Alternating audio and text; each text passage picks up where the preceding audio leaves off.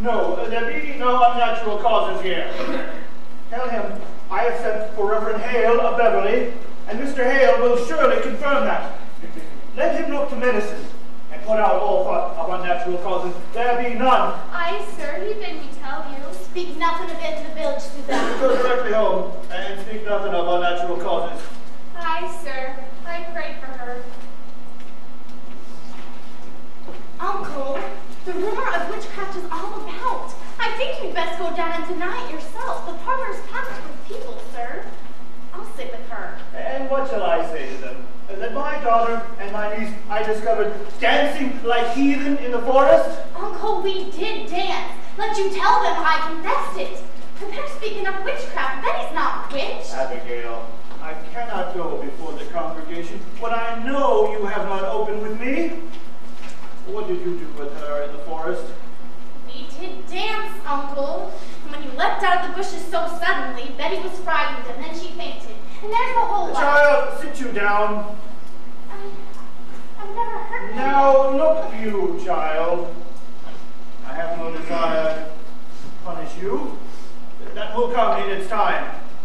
But if you traffic with spirits in the forest, I must know it. For surely my enemies will. They'll ruin me with it. But we never conjured spirits. Why can she not move herself since midnight? This child is desperate. It must come out.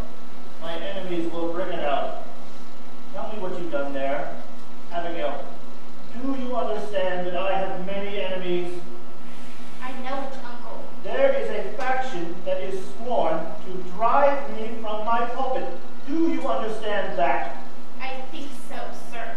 Now then, in the midst of this disruption, my own household is discovered to be the very center of some obscene practice. Abominations are done in the forest. They were only spoiled. I saw Tituba waving her arms over the fire when I came on you. Why was she doing that? And I heard a screeching and a gibberish coming from her mouth. She always seemed to Barbados songs, and we danced. I cannot blink what I saw, Abigail, for my enemies will not blink it. I saw a dress lying in the grass. A dress? Aye, a dress. I thought I saw someone naked running through the trees. No! I saw it! Now tell me true, Abigail. Now my ministry's at stake. My ministry, and perhaps your cousin's life. Whatever abominations you have done, give me all of it now. For I dare not be taken unaware when I go before them down there. There is nothing more, I swear it. Abigail, I have fought here 3 long years to bend these stiff-necked people to me. And now, just now, when there must be some good respect for me in the parish, you compromise my very character. I've given you a home, child. I put clothes upon your back. Now give me upright answer. Your name in the town. It is entirely white, is it not? Why, I am sure it is, sir. There be no blush about my name. Abigail, is there any other cause than you have told me for Goody Proctor discharging you? It has troubled me that you are now 7 months out of their house, and in all this time, no other family has ever called for your service. They want slaves, not such as I. Let them send to Barbados for that. I will not black my face for any of them. No, I cannot have anyone. Oh, Goody Putnam, come in. It is a marvel. It is surely a stroke. No, Goody Putnam, it is merely... How high did she fly? How high? No, she never flew. Why, it is sure she did. Mr. Collins saw her going over Ingersoll's barn and come down and lied as Now look you, Goody Putnam, she never... Oh! It is a providence. The thing is out now. It is a providence. What's up, sir? What? Why, your eyes is closed. Look, you, Anne. Why, that's strange. Ours is open. Your root is sick? I'd not call it sick. The devil's touch is heavier than sick. It's death, you know. It's death driving into a forked and hooked. No, pray not. Well, how does your child ail? She ails as she must. She never waked this morning, but her eyes open and she walks, and hears not, sees not, and cannot eat. Her soul is taken surely. They say you sent for Reverend Hale of Beverly. Precaution only. He has much experience in all demonic arts. He has indeed, and found a witch in Beverly last year. And let ye remember that. How could he have? They only thought that were a witch. And I am certain there be no element of witchcraft here. No witchcraft. Thomas, I pray you leap not to witchcraft. I know that you least of all, Thomas, would ever wish so disastrous a charge laid upon me. We cannot leap to witchcraft. They will howl me how to save him with such corruption in my house. Now look you, Mr. Parris, I've taken your part in all contention here, and I would continue to do so. But I cannot if you hold back in this. There are hurtful, vengeful spirits laying hands on these children. But Thomas, you cannot tell Mr. Parris what you've done. Reverend Parris, I have laid 7 babies unbaptized in the earth. Believe me, sir, you never saw more hardier babies born, and yet each would wither in my arms the very night of their birth. I've spoke nothing but my heart has clamored intimations. And now, this year, my Ruth, my only, I see her turning strange. A secret child she has become this year, and shrivels like a sucking mouthworm, pulling on her life too. And so I thought to send her to your Tituba. To Tituba? What may Tituba? Tituba knows how to speak to the dead, Mr. Parris. Goody air! It is a formidable sin to conjure up the dead. I take it on my soul, but who else may surely tell us what person murdered my babies? Woman! They were murdered, Mr. Parris, and mark this proof, mark it. Last night my Ruth were ever so close to their little spirits. I know it, sir, for how else is she struck dumb? Now, except some power of darkness would stop her mouth. It is a marvelous sign, Mr. Parris. Don't you understand, sir? There's a murdering witch among us, bound to keep herself in the dark. Let your enemies make of it what they will. You cannot blink it more. Then you were conjuring spirits last night. Not I, sir, not I. Tituba and Ruth. Oh, now I am undone! Not undone. Wait for no one to charge you. Declare it yourself. You have discovered witchcraft. In my house, Thomas, they will topple me with this. They will make a I don't know what. Pardon. I only thought to see how Betty is. Why aren't you home? Who's with Ruth? Her grandmother comes. She's improved a little, I think. She gave a powerful sneeze before. Ah, there's a sign of life. I fear no more good coming. It were a grand sneeze. Another like it or shake her wrists together. I'm sure. Will you leave me now, Thomas? I would pray a while alone. Uncle, you've prayed since midnight. Why did you not go down? No, I'll wait till Mr. Hale arrives. Now look you, sir. Let you strike out against the devil and the village will bless you for it. Come down, speak to them, pray with them. They're thirsting for your word, mister. Surely you'll pray with I have them. no stomach for disputation this morning. I will leave them in a psalm. But let you say nothing of witchcraft yet. I will not discuss it. The cause is yet unknown. I've had enough intention since I came here. I want no more. Mercy, you go home to Ruth. Did you hear? I will. It's the stars from the window. Try for me at once. Yes, Uncle. There's a terrible power in her arms today. How is Ruth sick? It's weirdish. I know not. She seems to walk like a dead one. Since last night. Betty! Now stop this, Betty. Sit up now. Have you tried seeing her? I give Ruth a good one. See what your permit. Here, let me have it. No, he'll be coming up soon. Now look, you. If they be questioning us, tell them we danced. I told him as much already. And what more? He saw you naked. What do we do? The whole village is out. What'll we do? I just come from the farm. The whole country's talking witchcraft. Oh, they'll be calling us witches, Abby. They'll be calling us witches, Abby. She means to tell, I know it. Abby, we've gotta tell. Oh, witchery's a hanging error. A hanging like they done in Boston 2 years ago. Oh, we've gotta tell the truth, Abby. You'll only be whipped for dancing and the other things. Oh, we'll be whipped. I never done of it. I only looked. Oh, you're a great one for looking. Aren't you, Mary Moore? Betty! Wake up, Betty. Wake up, it's Abigail. I'll beat you, Betty! My, you seem improving. I talked to your papa and I told him everything, and he knows everything. What ails you, Betty? Your mama's dead and buried. Fly, Mom. Let me fly.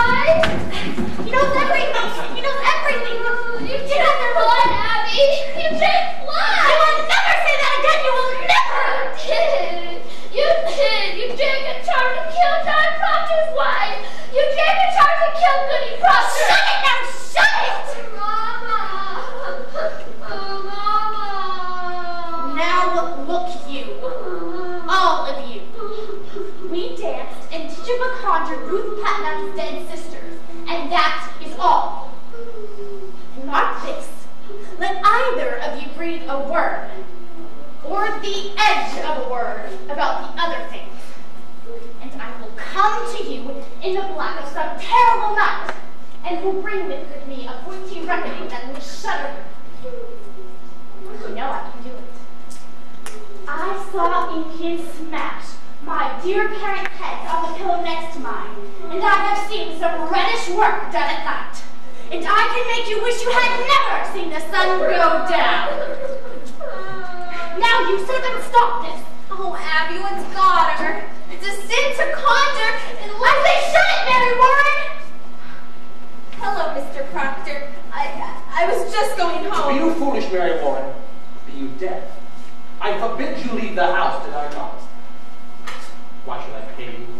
I'm looking for you more often than my cows. I only come to see the good doings in the world. I'll show you a good doing on your arse one of these days. I'll get you home. My wife is waiting with your work. I'd best be off. I have my room to watch. Good morning, Mr. Proctor. She's only gotten silly somehow. She'll come out of it. So she flies, eh? Where are her wings? Oh, John, surely you're not believing she flies. The road past my house is a pilgrimage to Salem all morning. The town is mumbling witchcraft.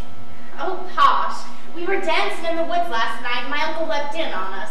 She took fright is all. Dancing by moonlight.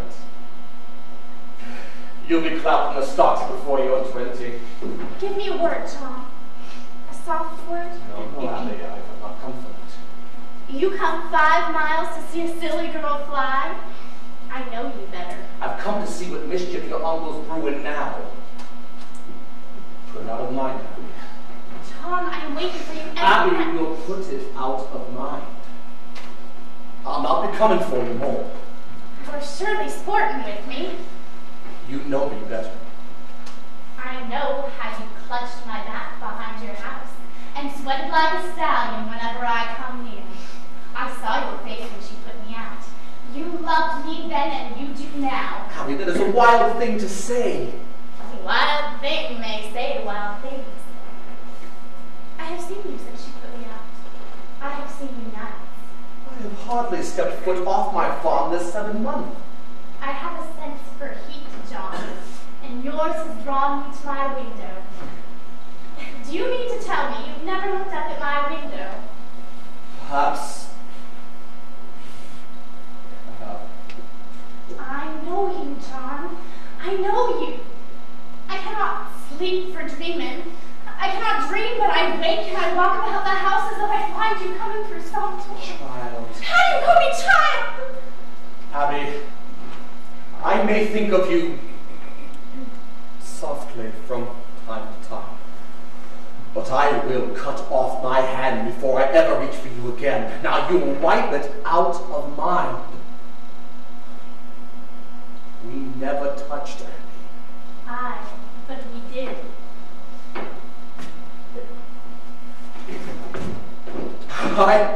But we did not.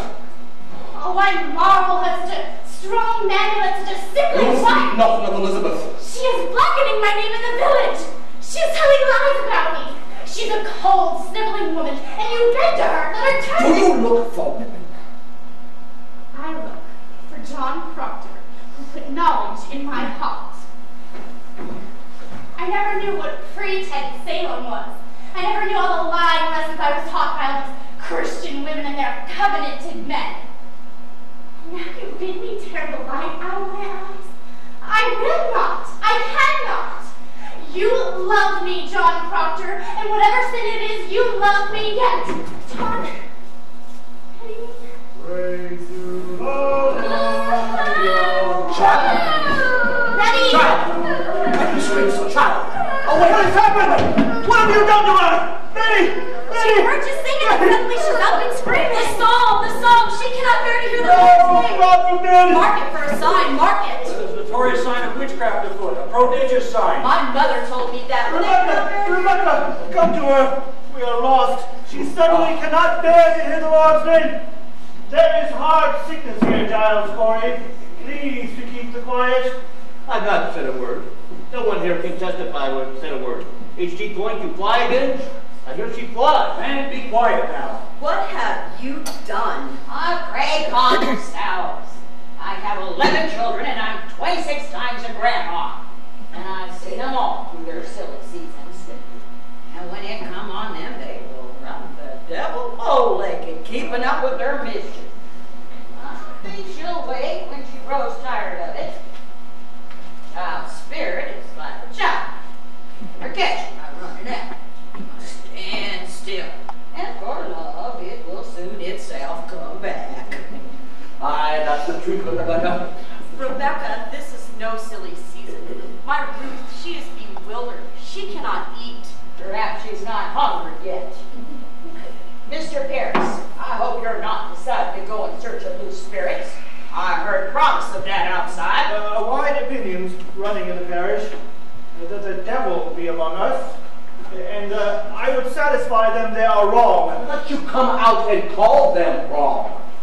Are you our minister or Mr. Hale? Did you consult with the wardens of the church before you called this minister to look for devils? He's not coming to look for devils. What's he coming for? There be children dying in the village.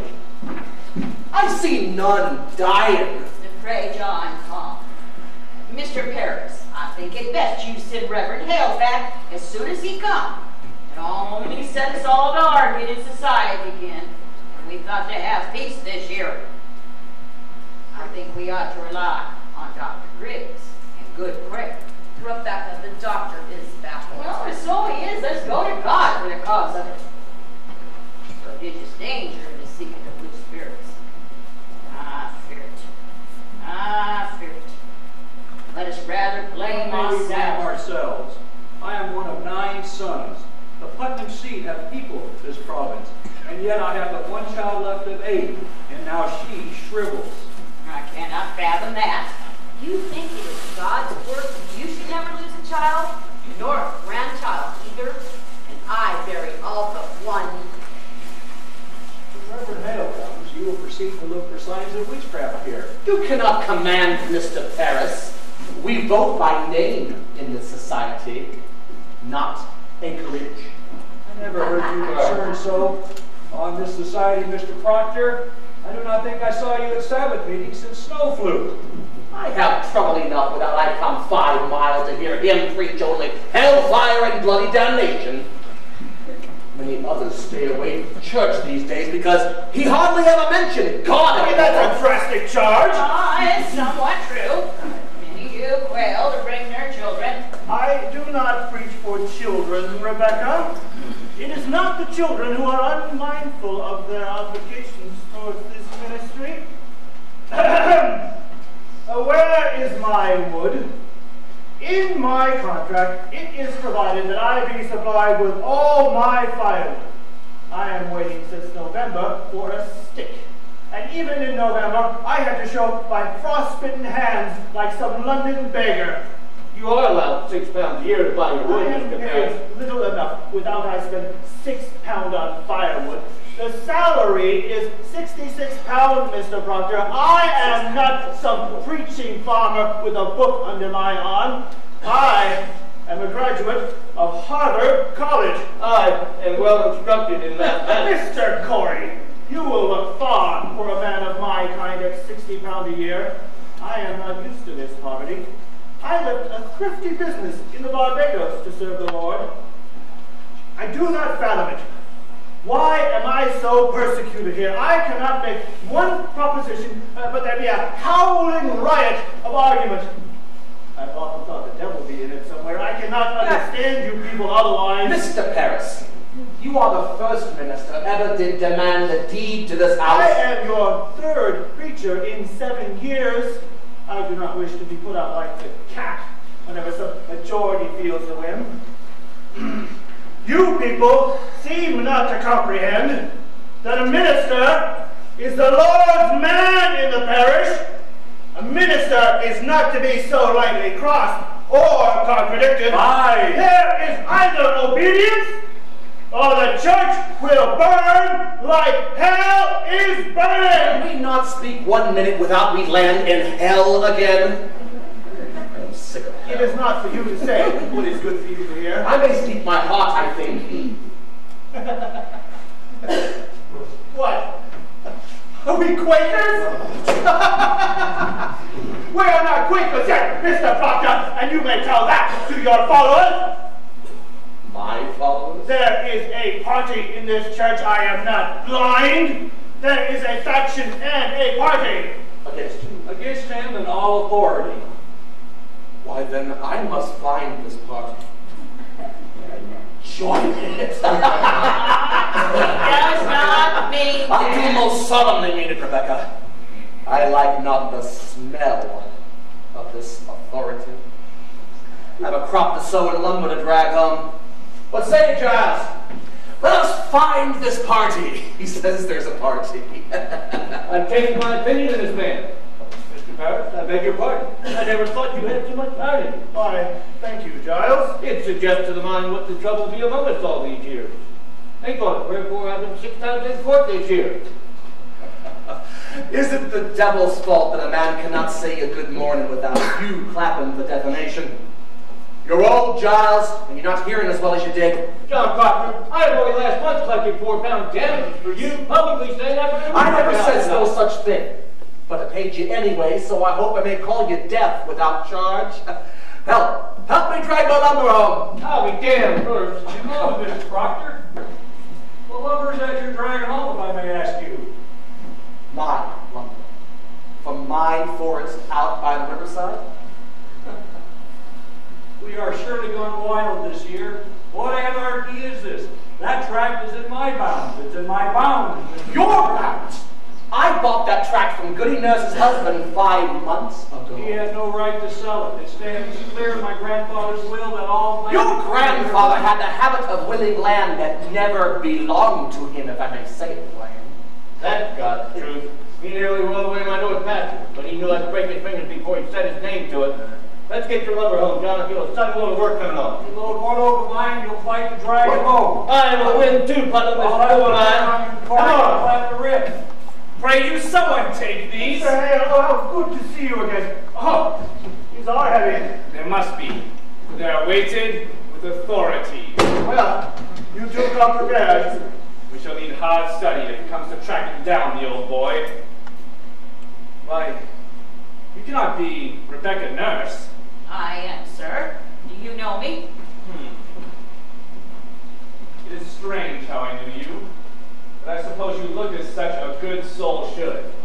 We have all heard of your great charities in Beverly. Do you know this gentleman, Mr. Thomas Putnam, and his good wife, Anne? Putnam?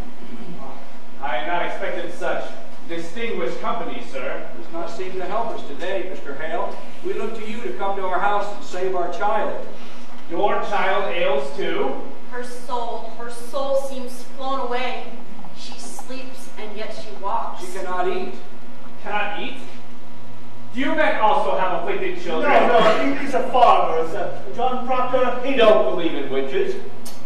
I never said anything about witches one way or the other. Are you coming, Giles? No, John, I think not. I have a few clear questions of my own to ask this fellow. Mr. Hale, I hear you be a sensible man. I hope you'll leave some of it in Salem. will you look at my daughter, sir? She has tried to leap out the window. This morning, we discovered her on the high road, waving her arms as though to fly. Tries to fly? She cannot bear to hear the Lord's name, Mr. Hale. That's a sure sign of witchcraft afloat. No. Now, let me instruct you. We cannot look to superstition in this. The devil is precise. The marks of his presence are definite as stone. We must look only to his proper signs and judge nothing beforehand. And I must tell you all that I shall not proceed unless you are prepared to believe me, should I find no trace of hell in it. It is agreed, sir. It is agreed. We will abide by your judgment. Good then. Now, What were your first warning of this strangeness? Why, sir, I discovered her, and my niece Abigail, and 10 or 12 of the other girls dancing in the forest last night. You permit dancing? No, it was secret. Mr. Paris, the slave has knowledge of conjuring. We sir. cannot be sure of that, Goody Ann. I know it. I sent my child. She should learn from Tituba, who murdered her sisters. Goody Ann, you sent a child to conjure up the dead? Let God blame me, not you, Rebecca. I'll not have you judging me anymore. Mr. Hale, is it a natural work to lose 7 children before they live a day? 7 dead at childbirth? What book is that? What's there, sir? Here is all the invisible world, caught, defined, and calculated. In these books, the devil is stripped of all his brute disguises.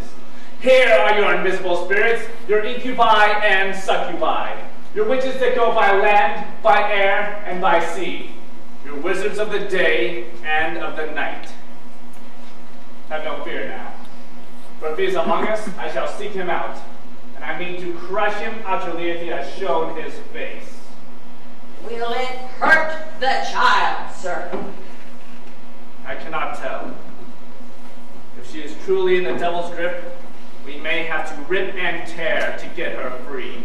I think I'll go then. I'm too old for this. Now, Rebecca, we may open the boil of all our troubles today.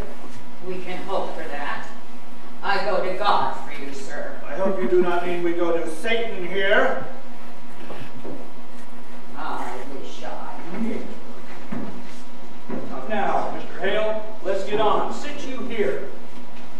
Mr. Hale, I always want to ask a learned man, what signifies the reading of strange books? What books? I cannot tell. She hides them. Who does this? Martha, my wife. I waked at night many times and found her in a corner, reading of a book. Now, what do you make of that? Why, that's not necessarily It a sign. discomforts me. Last night, Marcus, I tried and could not say my prayers. And then she closed her book and walks out of the house. And suddenly, Marcus, I could pray again. Ah, the stoppage of prayer. That is strange. I should like to speak more on that with you. I'm not saying she touched the devil now, but I'd admire to know what book she reads and why she hides her. She'll not answer me, you see. Aye, we'll discuss it. Now, if the devil is truly in her, you will all witness some frightful wonders in this room. So please, keep your wits about you. Mr. Putnam, stand close in case she flies. Now, Betty dear, will you sit up?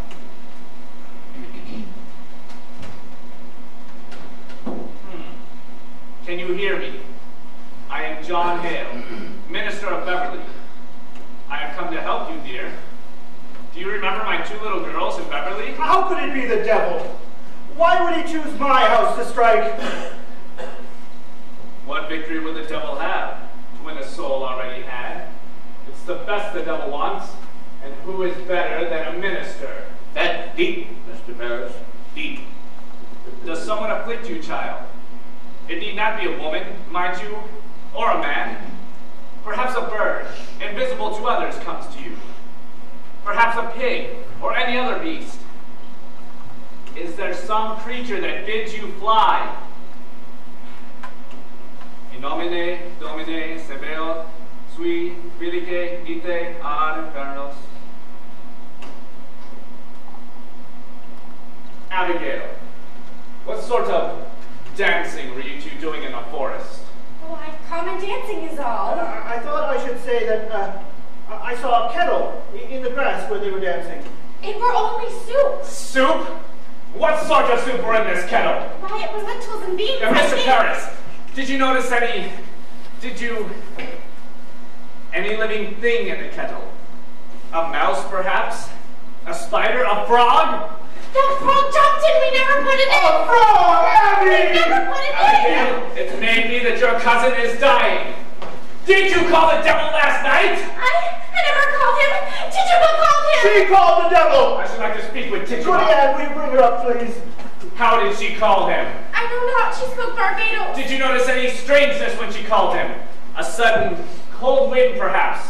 A trembling below the ground? I didn't see no devil, Betty. You cannot obey me, Abigail. Did your cousin drink any of the brew that was in that kettle? She never drank it! Did you drink any of it? No, sir! Did Teacher Ba ask you to drink any of it? She tried but refused. Why are you concealing? Have you sold yourself to Lucifer? I never sold myself. I'm a good girl. I did drink of the kettle. She made me do it. She made me do it. She makes me drink blood. My baby's blood. No, chicken blood. Woman, Chicken blood. are you enlisting these children for the devil? No, sir, I don't truck with the devil. Why then can she not wake? Are you silencing this child? I love me, Betty. You have sent your spirit upon this child, have you not? Are you collecting souls for the devil? She sends her spirit on me in church. She makes me laugh at prayer. I've often laughed at prayer. She comes to me every night to go and drink blood. You beg me to conjure, Abby. She begged me make charge. I'll tell you something. She comes to me while I sleep. She's always making me drink corruption. Sometimes I wake and I find myself standing in an open doorway and not a stitch on my body. I always hear her laughing in my sleep. I hear her singing her barbados. Why did you wake this child? I have no power on this child. You must certainly do, and you will loose it from it now. When did you compact with the devil? Oh, no, I don't compact with no devil. You will confess yourself, or I will take you out and whip you to the death. Get you out? This woman must be hanged. She must be taken and hanged. Oh, no, don't hang Tituba. Tell him I don't desire to work for him. Who? The devil?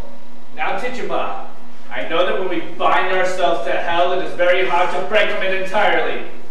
But we are going to help you tear yourself free. You be a good Christian woman, would you not, Tituba? Oh, I, sir, a good Christian woman. And you love these little children.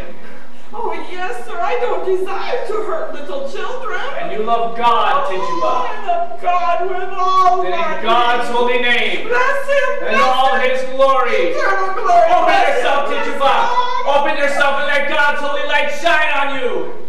Who came to you with the devil? Was it someone, perhaps, in the village?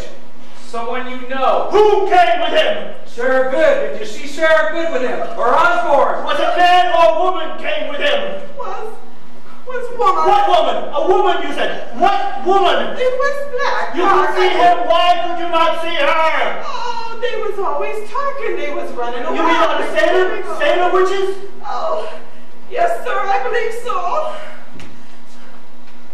Now, Tituba, you must take no fear and tell us who they are. We will protect you, Tituba. The devil can never overcome a minister. You know that, do you not, Tituba? Oh, aye, sir, I do. You have confessed yourself to witchcraft, and now speak a wish to come to heaven's side. And we will bless you, Tituba. Oh, bless you, Mr. Hale. You are selected, Tituba. You are chosen. You are selected to be God's instrument, and you are placed in our hands to help us discover the devil's agents among us. You are selected to help us cleanse this village. So speak utterly, Tituba. Turn your back on him and face God, and God will protect you. Oh, God, protect the How many came with the devil to you? 2, 3, 4? How many? Was four. Who? Their names! Oh, how many times he bid me kill you, Mr. Paris. Kill me? Oh, he say, Mr. Paris must be killed. Mr. Paris, no good man. Mr. Paris, mean man, and no gentleman. And he bid me rise from my bed and cut your throat. But I say, no, I don't hate this man. I don't want to kill this man. But he say, you belong to me, Tituba, and I set you free. I give you pretty dress to wear.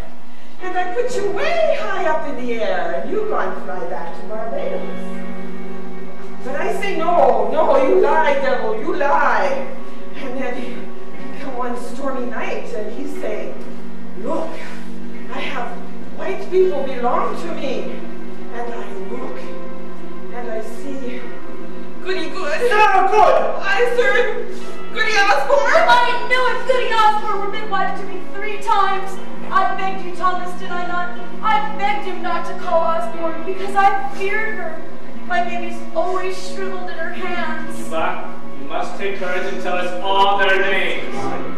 How can you stand to see these children suffering? Look at them, Chichiba! Look at their God-given innocence! Their souls are so tender, you must protect them, Chichiba! The devil is out there preying on them like a feast upon the flesh of a pure lamb. God will bless you for your help. I want to open myself. I want the light of God. I want the sweet love of Jesus.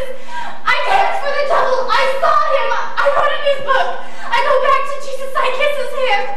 I saw Sarah Good with the devil. I saw Goody Osborne with the devil. I saw Bridget Bishop with the devil. I saw George Jacobs with the devil. I saw Goody Howe with the devil. She speaks!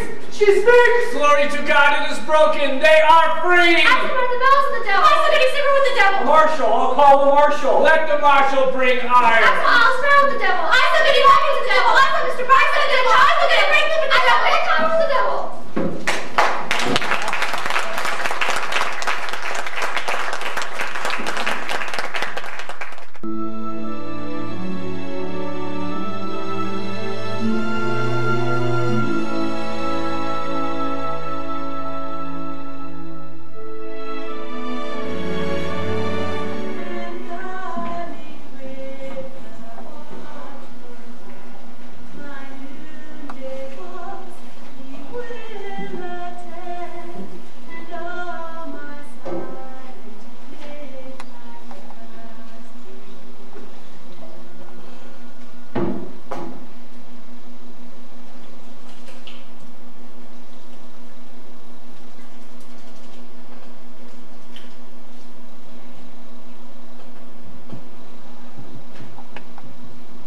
What keeps you so late? It's almost dark. Our clansmen far out to the forest edge. Oh, you're done then? Aye, the farm is seated. The boys asleep. They will be soon. Pray now for a fair summer. Aye.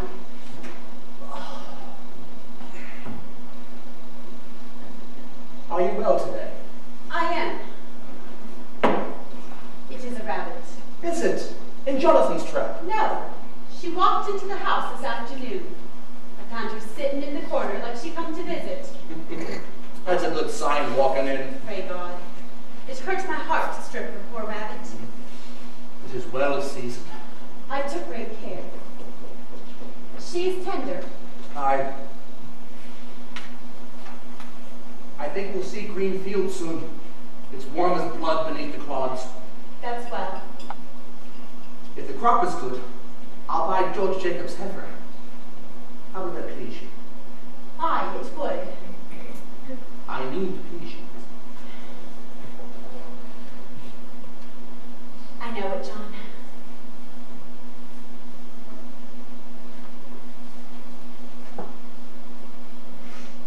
Simon. Aye.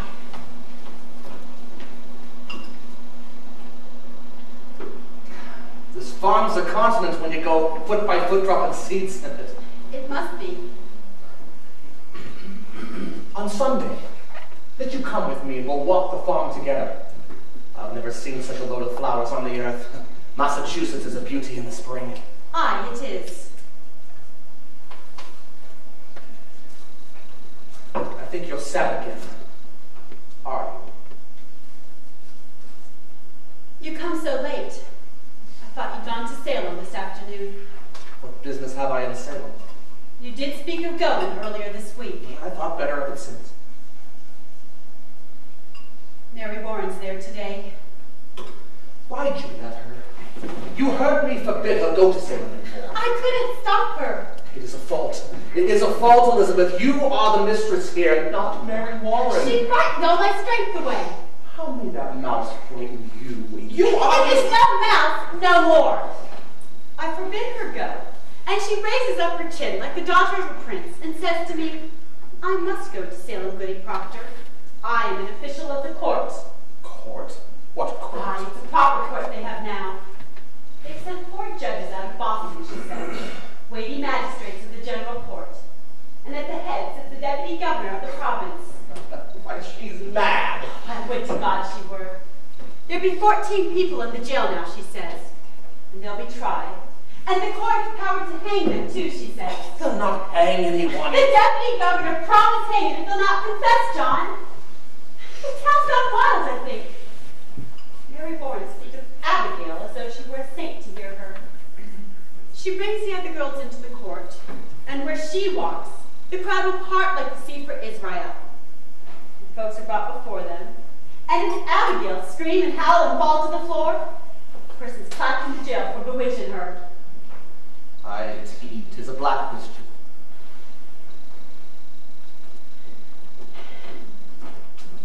I think you must go to Salem, John. I think so. You must tell them it is a fraud. Well, it is surely. Let her go to Ezekiel Cheever. He knows you well. And tell him what she said to you in her uncle's house last week. She said it had naught to do with witchcraft, did she not? Aye, she did. God forbid you keep that from the court, John. I think they must be told. Aye, they must. They must. It is a wonder that you believe her. I would go to Salem now, John. Let you go tonight. I will think of it. You cannot keep it, John. I know that I cannot keep it. I say I will think on it. Good then. Let you think on it. I'm just wondering how I may prove what she told me, Elizabeth. If the girl is a saint now, I think it not easy to prove she's fraud. The town's gone so silly. She told it to me in a room alone. I have no proof of it. You were alone with her? For a moment alone, Why, then it is not... For a moment, the others come in soon after. Do as you wish, then. Woman, I will not have your suspicion. I have no suspicion. I will not have it. Then let you not earn it. Do you doubt me still yet? John, if it were not Abigail, you must go to hurt. Would you falter now? I think not. Now look, you have just... I see what I see, John. I will plead myself no more. I have good reason to think before I charge fraud on Abigail, and I will think on it. Let you look to your own improvement before you go to judge your husband more. I have forgotten Abigail. And I. Spare me! You forget nothing and forgive nothing. Plan charity, woman. I have walked tiptoe through this house for 7 months since she is gone. I have not moved from there to there, but I think to please you, and still an everlasting funeral marches around your heart. I cannot speak, but I am doubted, judged every moment for lies, as though I come into a court when I come into this house.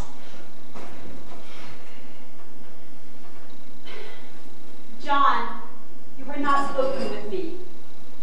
You saw her with the crowd, you said. Now you I say will you plead were my alone. honesty no more, Elizabeth. John, I have No more! I should have roared you down when first you told me your suspicion, but I wilted, and like a Christian I confessed. Some dream I must have had mistaking you for God that day, but you are not. You are not. Let you remember it. That you look sometimes for the good in your husband and judge me not. I do not judge you. The magistrate sits in your heart that judges you.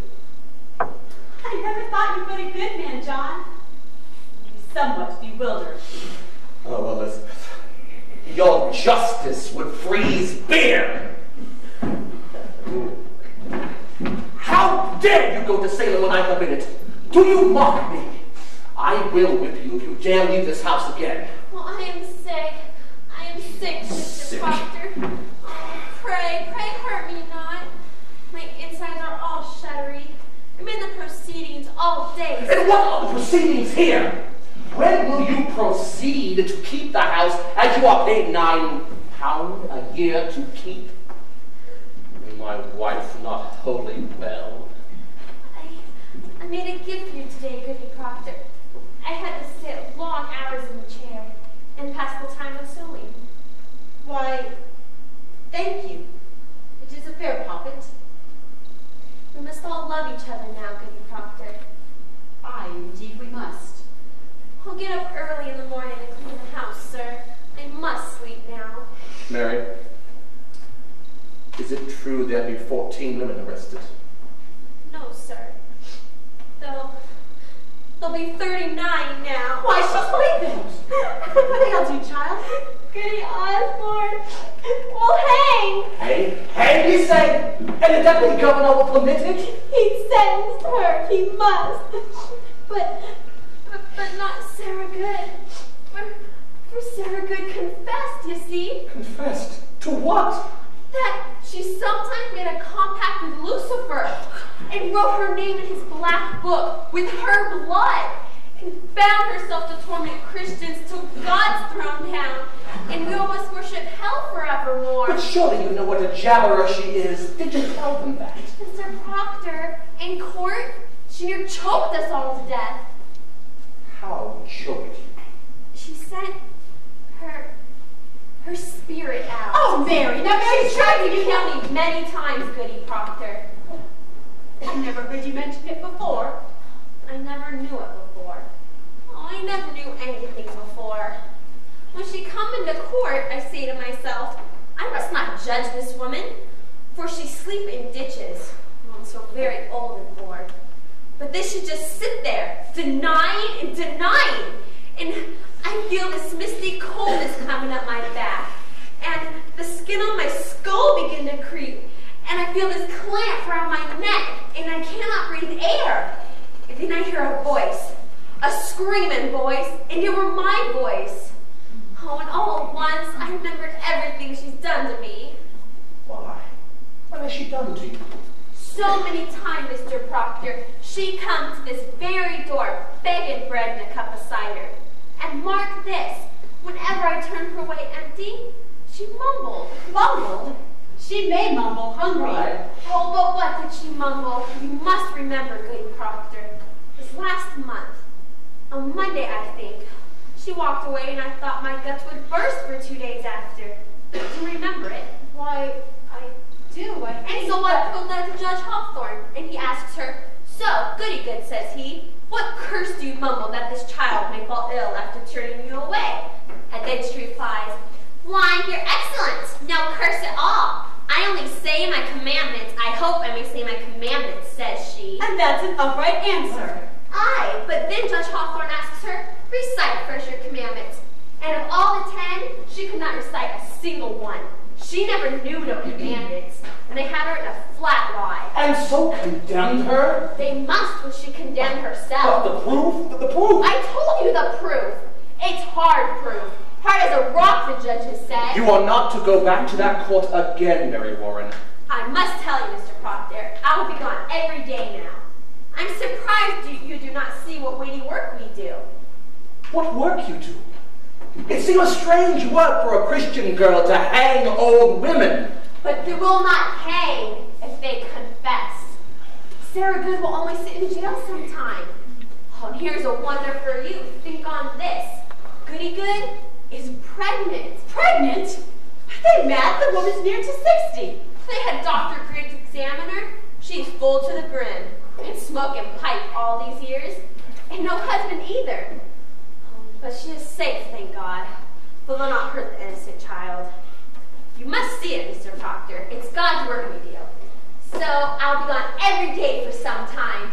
I'm an official of the court, they say. Official, you? I'll not stand whipping no more, Mr. Proctor. The devil is loose in Salem. We must discover where he's hiding. I'll whip the devil out of you. I saved her life today. What? I am accused. You are somewhat mentioned. Oh, but I told him I'd never seen you send your spirit out to hurt no one.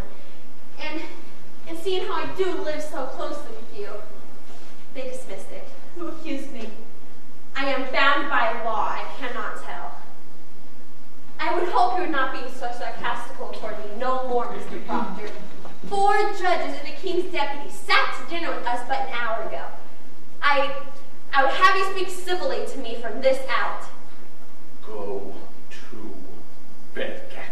I will not be ordered to bed no more. I am 18 and a woman, whoever single. Do you wish to sit up? Then sit up! I wish to go to bed. Good night, bed! Good night. The noose. The noose is up. No noose. She wants me dead. I knew a week it would come to this. They dismissed it. You heard her say And this. what of tomorrow? She will cry me out until they take me. Sit you down. She wants me dead, John. You know it. I say sit down. We must be wise, Elizabeth. Fear nothing. I'll find Ezekiel Chiba. I will tell him she said it were all sport. John, with so many in the jail, more than that is needed now, I think. Would you favor me with this? Go to Abigail. What have I to say to Abigail? John, grant me this. You have a faulty understanding of young girls. There's a promise made in any bed. What promise? Spoke or silent, a promise is surely made. She may dote on it now. I'm sure she does. And thinks to kill me and then to take my place. It is her dearest hope, John. I know it. There'd be 1,000 names. Why does she call mine? There'd be a certain danger in calling such a name. I am no goody-good who sleeps in ditches, nor Osborne drunk and half-witted.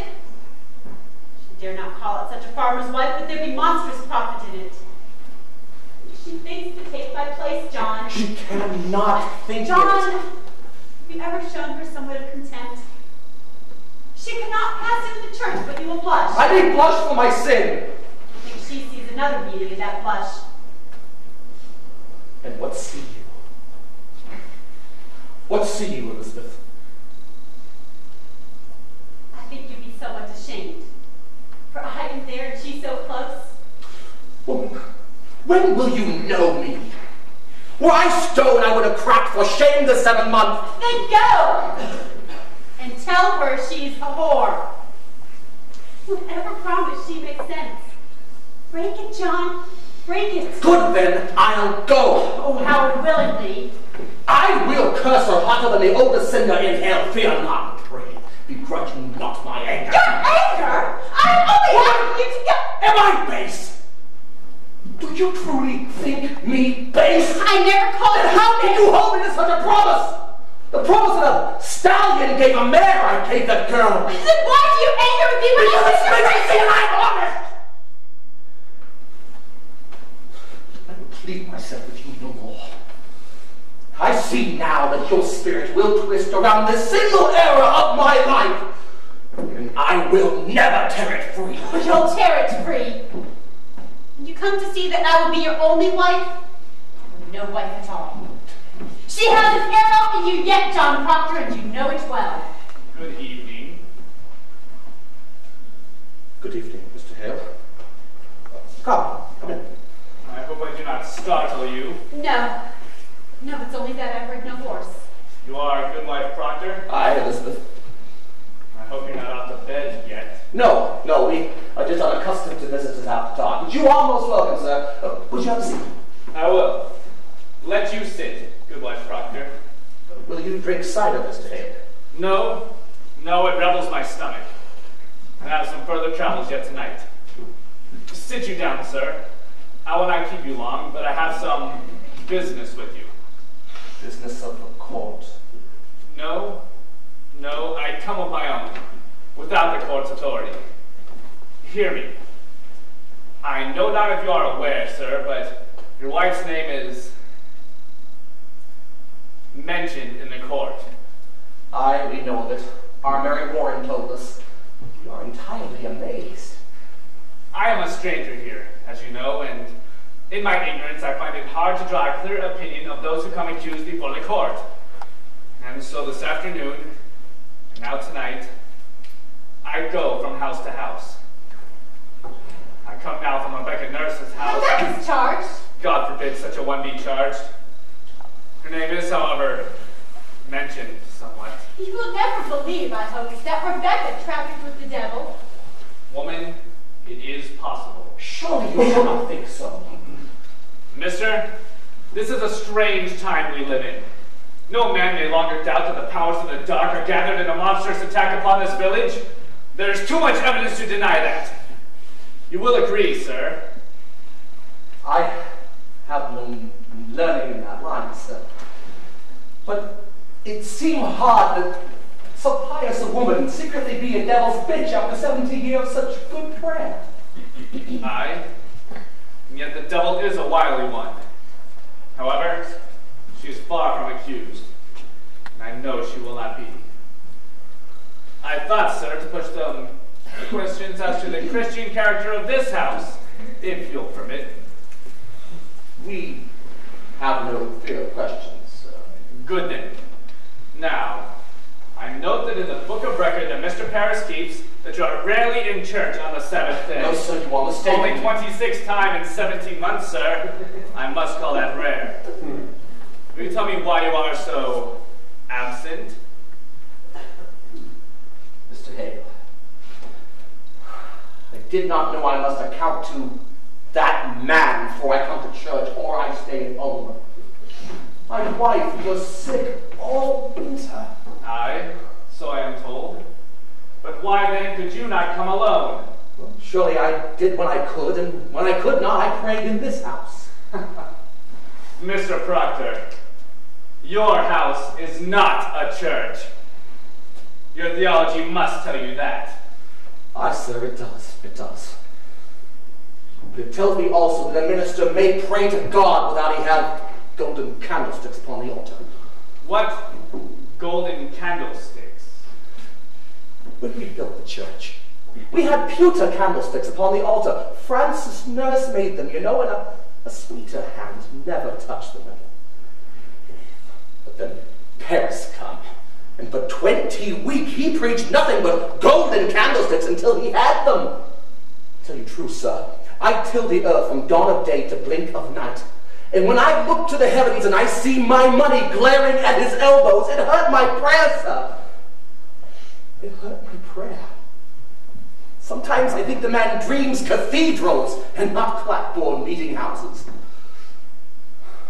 And yet, sir, a Christian on the Sabbath day must be in church. Tell me, you have 3 children. Aye, boys. How come it that only 2 are baptized?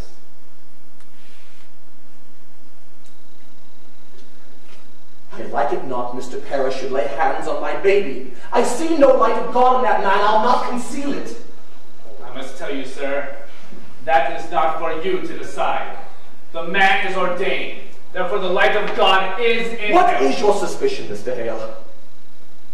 No, I have no... I nailed the roof upon the church. I hung the door. Oh, did you? That's a good sign. Perhaps I have been too quick to bring the man to book. But you cannot believe we ever desire the destruction of religion. That is in your mind, is it not? I have. There's a softness in your record, sir. A softness. I think maybe we have been too hard with Mr. Paris. I think so. But sure, we never loved the devil here.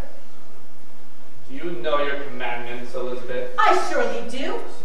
There be no mark of blame upon my life, Mr. Hale. I'm a covenanted Christian woman. And you, mister? I'm sure that I do.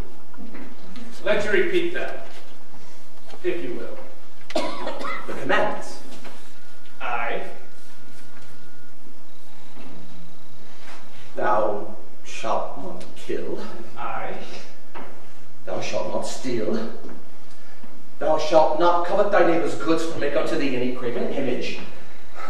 Thou shalt not take the Lord's name in vain. Thou shalt have no other gods before me. Thou shalt remember the Sabbath day and keep it holy. Thou shalt honor thy father and mother. Thou shalt not bear false witness. Thou shalt not make unto thee any graven image. You have said that twice, sir. Adultery, John.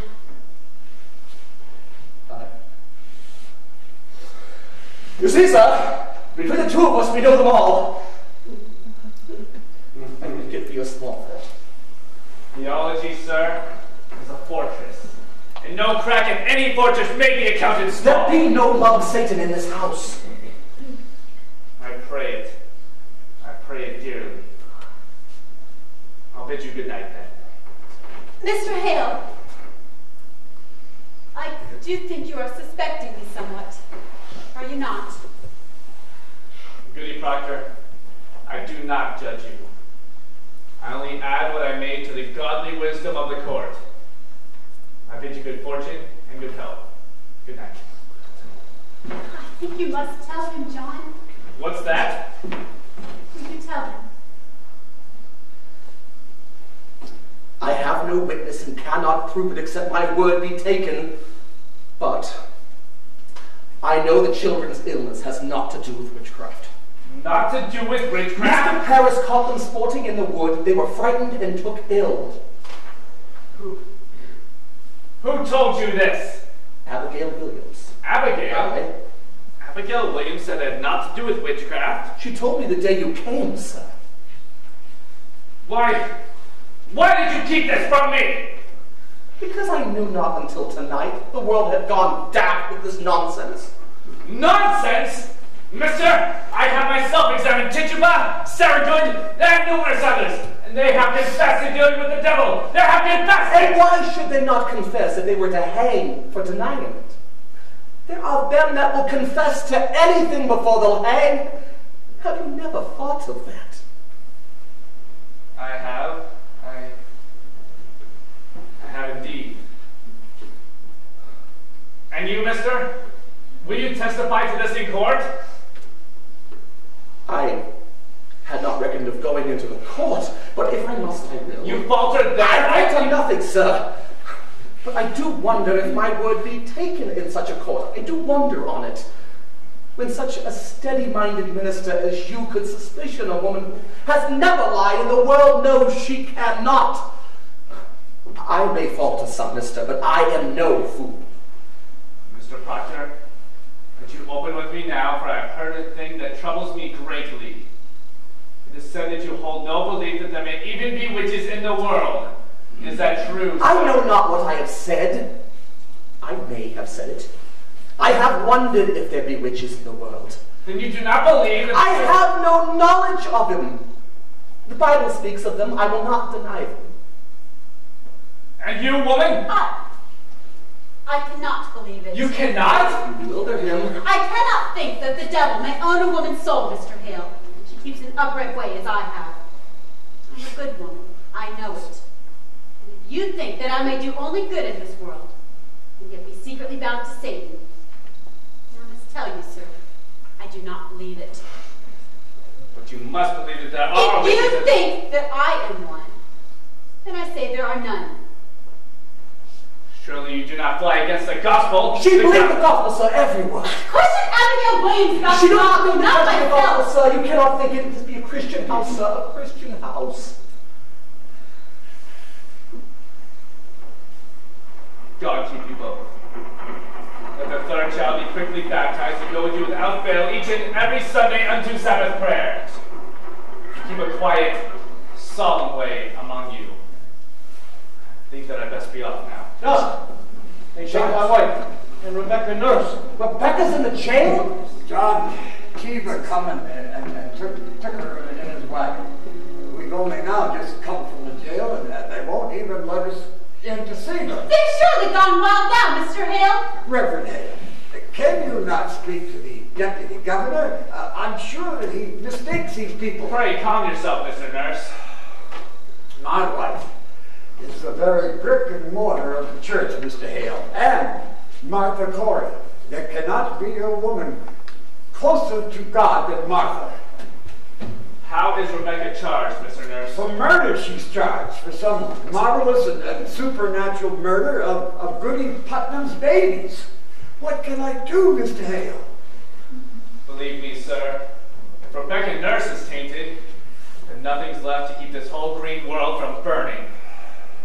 Let you rest upon the court. The court will see her home, I know of it. You cannot mean that she'll be tried in court. How may such a woman murder children? Man, remember that up until an hour before the devil fell, God thought him beautiful in heaven. I never said my wife were witch, Mr. Hale. I only said you were reading books. Exactly what complaints were made on your wife, Mr. Corey?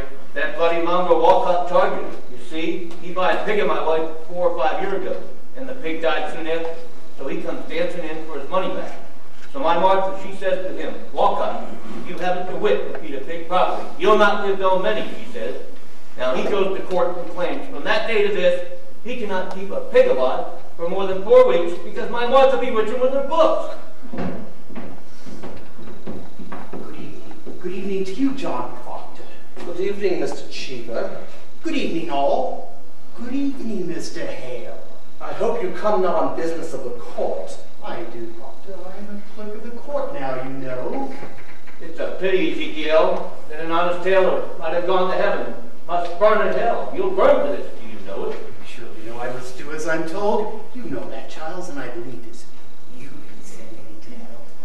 I like not the sound of it. I tell you, I like not the sound of it. Now believe me, Proctor. How heavy be the law. In all its tonnage I do carry on my back tonight. I have a warrant for your wife. What? Say you a warrant for my wife? You said she would not I charge! know nothing of it. When is she charged, Mr. Cheever? I'm given 16 warrant tonight, sir, and she's gone. Who charged her? Why, Abigail Williams charged. Abigail Williams? On what proof? What proof? Mr. Proctor, I have little time. The court bid me search your house, but I like not to search your house. So will you have me any puppets that your wife may be keeping here? Puppets? Why, I've never kept no puppets. Not since I was a girl. Goody Proctor, I spy a puppet. Why, this is Mary. Would you please to give it to me? Has the court discovered a text in puppets now? Do you keep any others in this house? No, that would either until tonight. What signify a puppet? Why, a puppet may signify that she has dealing. Warren, would you please come? She will not! Bet you may be here. No, I forbid to leave her for You will leave her out of sight and out of mind, Mr. Fitzgerald. What signify a puppet, Mr. Cheever?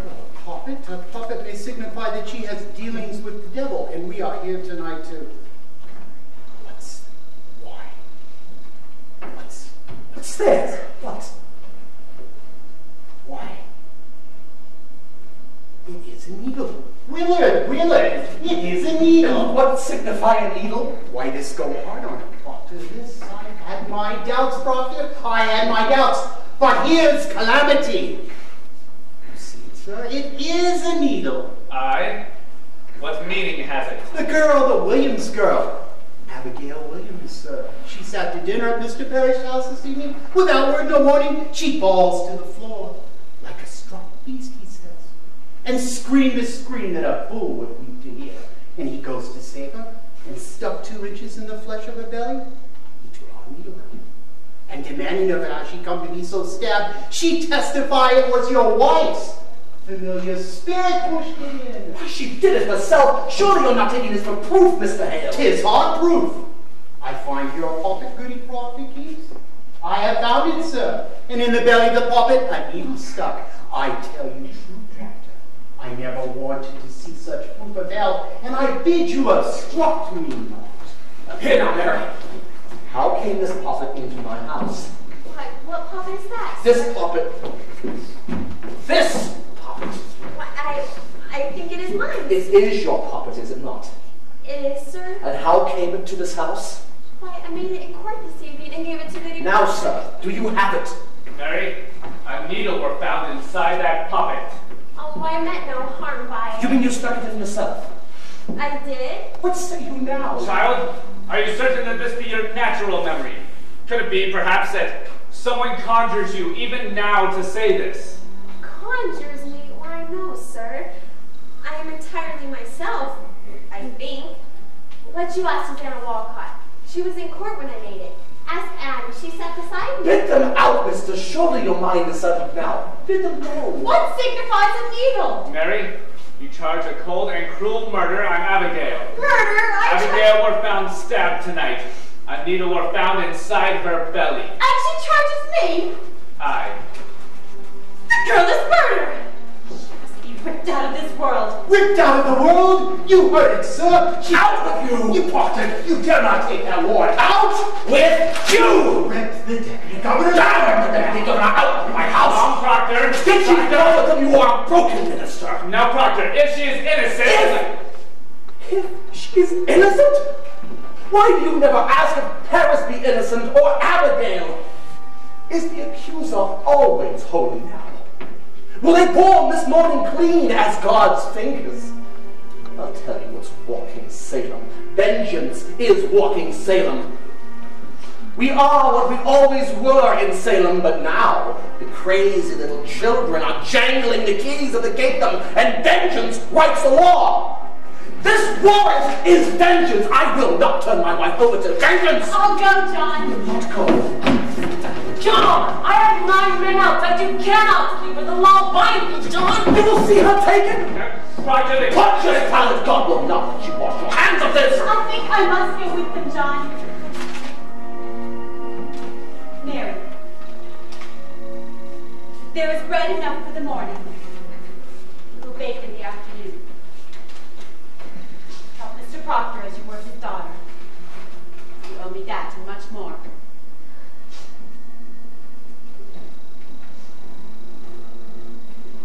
When the children wake, speak nothing of witchcraft. It will frighten them. I will bring you home. I will bring you home soon. Oh, John, bring me soon. I will fall like an ocean on that court. Fear nothing. I will fear nothing. Tell the children I have gone to visit someone sick.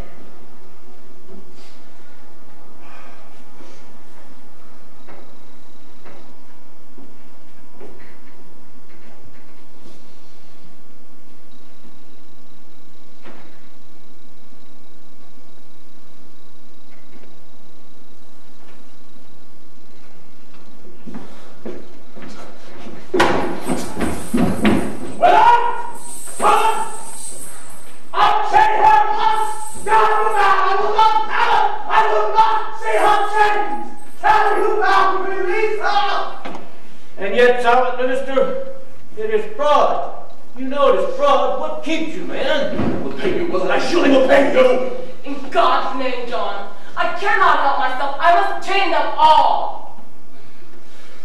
Now let you keep inside this house till I am gone.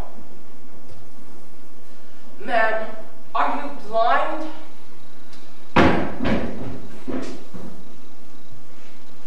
Now, Proctor, Get out of my sight. charity, Proctor, charity. What I have heard in her favor, I will not fear to testify in court. God help me. I cannot judge her guilty nor innocent. I know not. Only this consider. The world goes mad, and it profit nothing that you should lay the cause of it to the vengeance of a little girl. You are a coward. Or you be ordained in God's own tears. You are a coward now. Proctor, I cannot think God be provoked so grandly by such a petty cause. The jails are packed. Our greatest judges sit in Salem now. And hangings promise. Man, we must look to cause proportionate. Were there murder done, perhaps, and not yet brought to light? Abomination? Some secret blasphemy that stinks to heaven? Look on cause, man, and let you help me to discover it. For there's your way, believe me, that is your only way when such confusion strikes upon the world. Let you counsel among yourselves.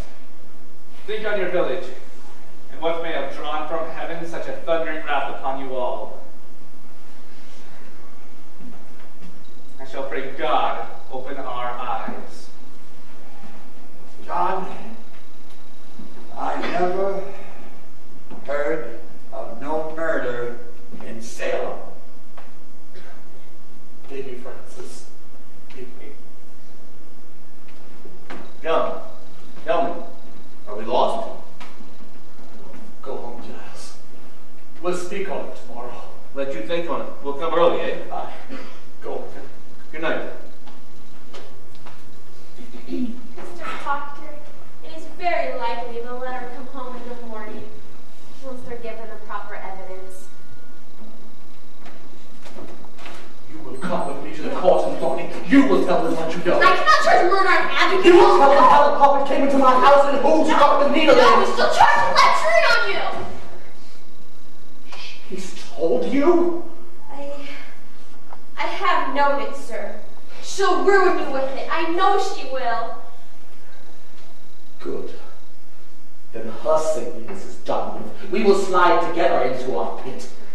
You will tell them what you know. I cannot. They'll tell My them. wife will not die for me. No. I will bring your guts into your mouth, but that goodness will never die for me. No, I cannot do it. I cannot. Make your peace with it. Now heaven and hell grapple on our backs, and all our old pretense is stripped away. Make your peace. Peace. It's providence. There's no great change. We are what we always were and say we now. Naked. Naked. The wind, God's icy wind, will blow.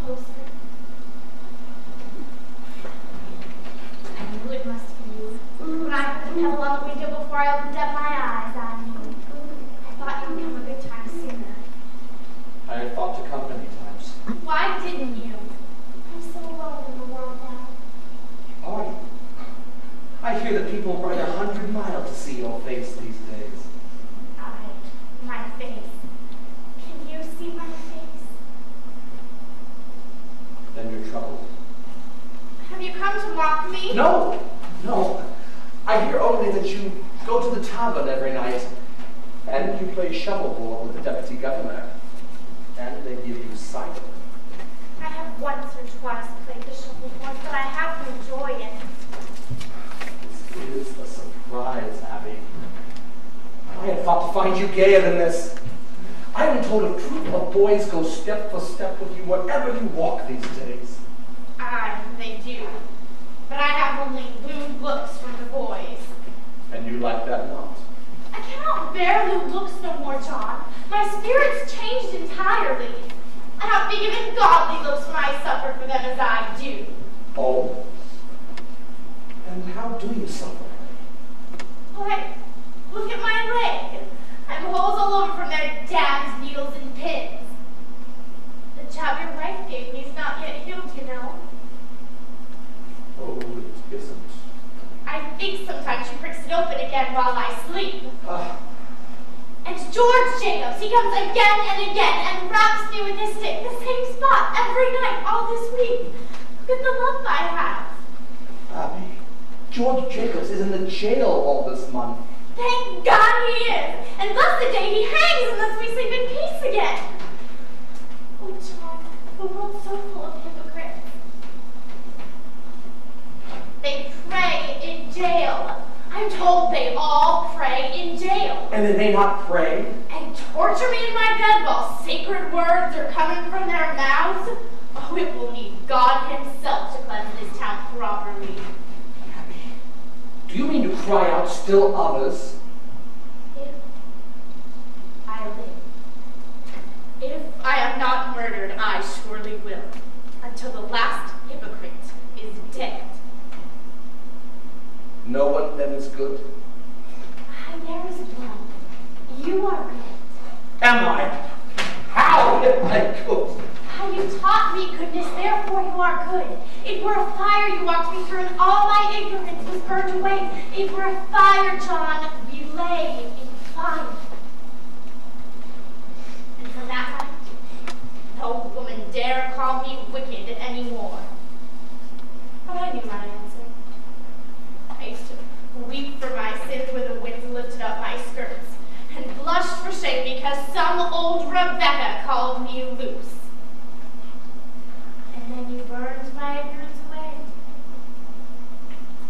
bare as some December tree, I saw them all, walking like saints to church, running to feed the sick, and hypocrites in their hearts.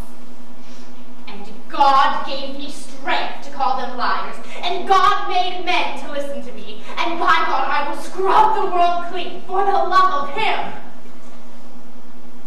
Oh, John, I will make you such a wife when the world is right again. You will be amazed to see me every... Why are you cold?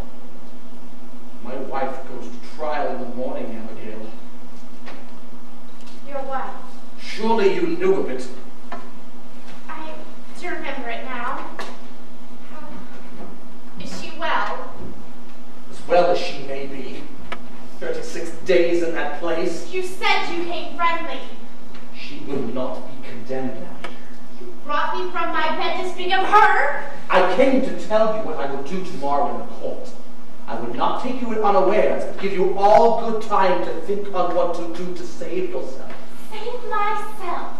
If you do not free my wife tomorrow, Abigail, I am set and bound to ruin you. How? Ruin me? I have rocky proof in documents. You knew that puppet were none of my wife's, and then you yourself bade Mary Warren stab that needle into it. I bade Mary... You know what you do. You are not so mad. Oh, hypocrites, have you won him too? John, why do you let them send you? They send you. They steal your honor. I have found my honesty. This is your wife, please. Your sniveling, envious wife. This is Rebecca's voice. Martha Corey's voice. You were no hypocrite. I will prove you for the fraud you are. And if they should ask you why Abigail would ever do so murderous a deed, what will you tell them? I will tell them why. What will you tell? You will confess to fornication in the court?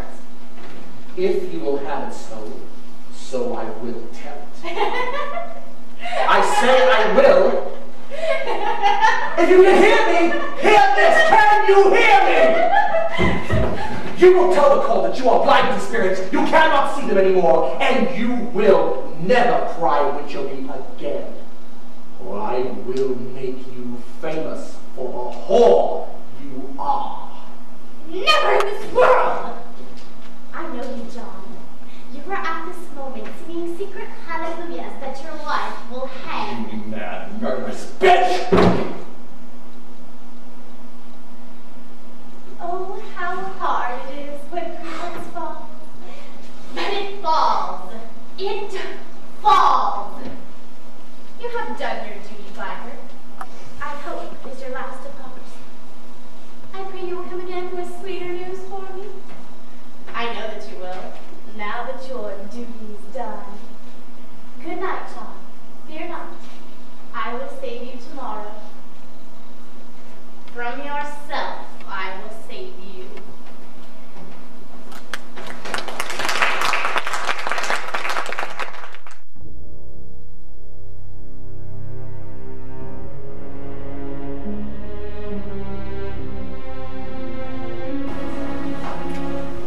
Now, Martha Corey, there is an abundance of evidence in our hands to show that you have given yourself over to the rate of the fortune. Do you deny it? I am innocent to a witch. I know not what a witch is. How do you know then that you're not a witch? If I were a witch, I would know it. Why? You hurt these children? I did not hurt these children. I sported.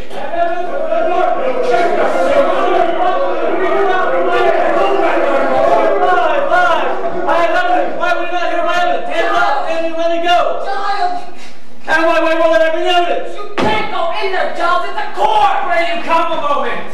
You, Mr. Hale, go in there and demand I speak. A moment, sir, a moment. They'll be hanging my wife. How do you dare come roaring into this court, Corey?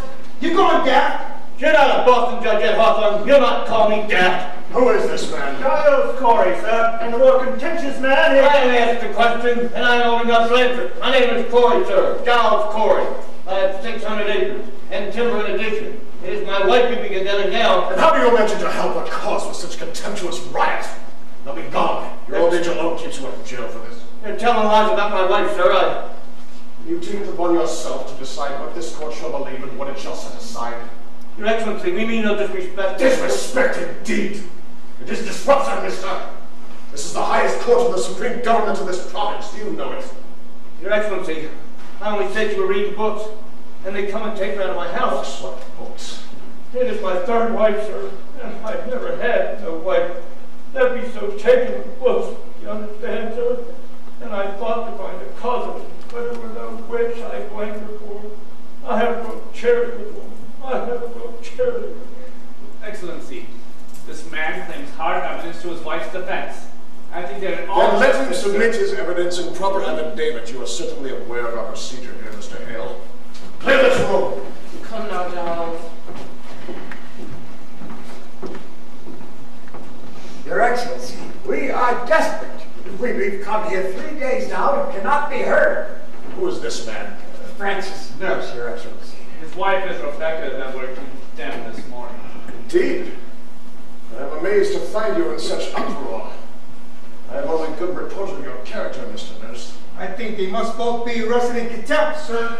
And you write your plea, and in due time I will consider Excellency, we have proof for your eyes, and God forbid you shut them on it. The girls, sir, the girls are frauds. What's that? They are frauds. We've got the proof of it, sir. They have deceived you. It's contempt, sir, contempt. Peace, Judge Hawthorne. Do you know who I am, Mr. Nurse? I surely do, Your Excellency. And I'm very sure that you are wise to be a good judge. And do you know that near to 400 are in the jails from Marblehead to Lynn, and upon my signature, and 72 condemned to hang by that signature? Your Honor, Excellency, I never thought I would say this to such a weighty judge, but you are deceived. Mary Warren, what are you about here? Governor, did you not tell me Mary Warren was sick in bed? She were, Your Honor. When I got to fetch her to the court last week, she said she was sick. She's been striving with her soul all week, Your Honor. She comes down to tell the truth to you.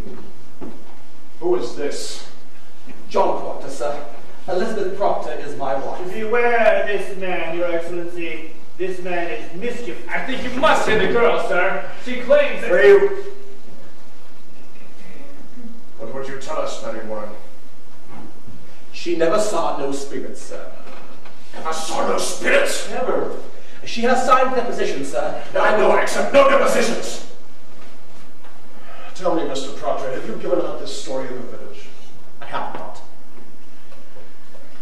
They've come to overthrow this court, Your Honor. This man... I pray you, Mr. Paris. Do you know, Mr. Proctor, that the entire contention of the state in these trials is that the voice of heaven is speaking through the children? I do, sir. You, Mary Warren, how came you to cry out people for sending their spirits against you? It were pretense. I cannot hear you. It were pretense, she says. Ah, and the other girls, Susanna Walcott and the others, they are also pretending. Aye, sir. Indeed. Now, Mr. Proctor, before I decide whether I shall hear you or not, it is my duty to tell you this. We burn a hot fire here. It melts down all concealment. Are you certain in your conscience, mister, that your evidence is the truth? It is, sir, and you will surely know. Take it you came here to declare this revelation in the open court before the public? I thought I would, with your permission. Leave straight, mister. I have seen marvels in this court. I have seen people choked before my eyes by spirits. I have seen them stuck by pins and stabbed by daggers. I have until this moment not the slightest reason to suspect that the children may be deceiving me. Do you understand my meaning? Excellency, does it not strike upon you that so many of these women have lived so long with such upright reputation? Do you read the gospel, Mr. Proctor? I read the gospel. I think not. Or you should surely know that Cain were an upright man, and yet he did kill Abel. Aye, God tells us that. But who who tells us that Rebecca Nurse murdered 7 babies by sending her spirit out on them? It is the children only, and this one will swear that she has lied to you. Judge Hawthorne.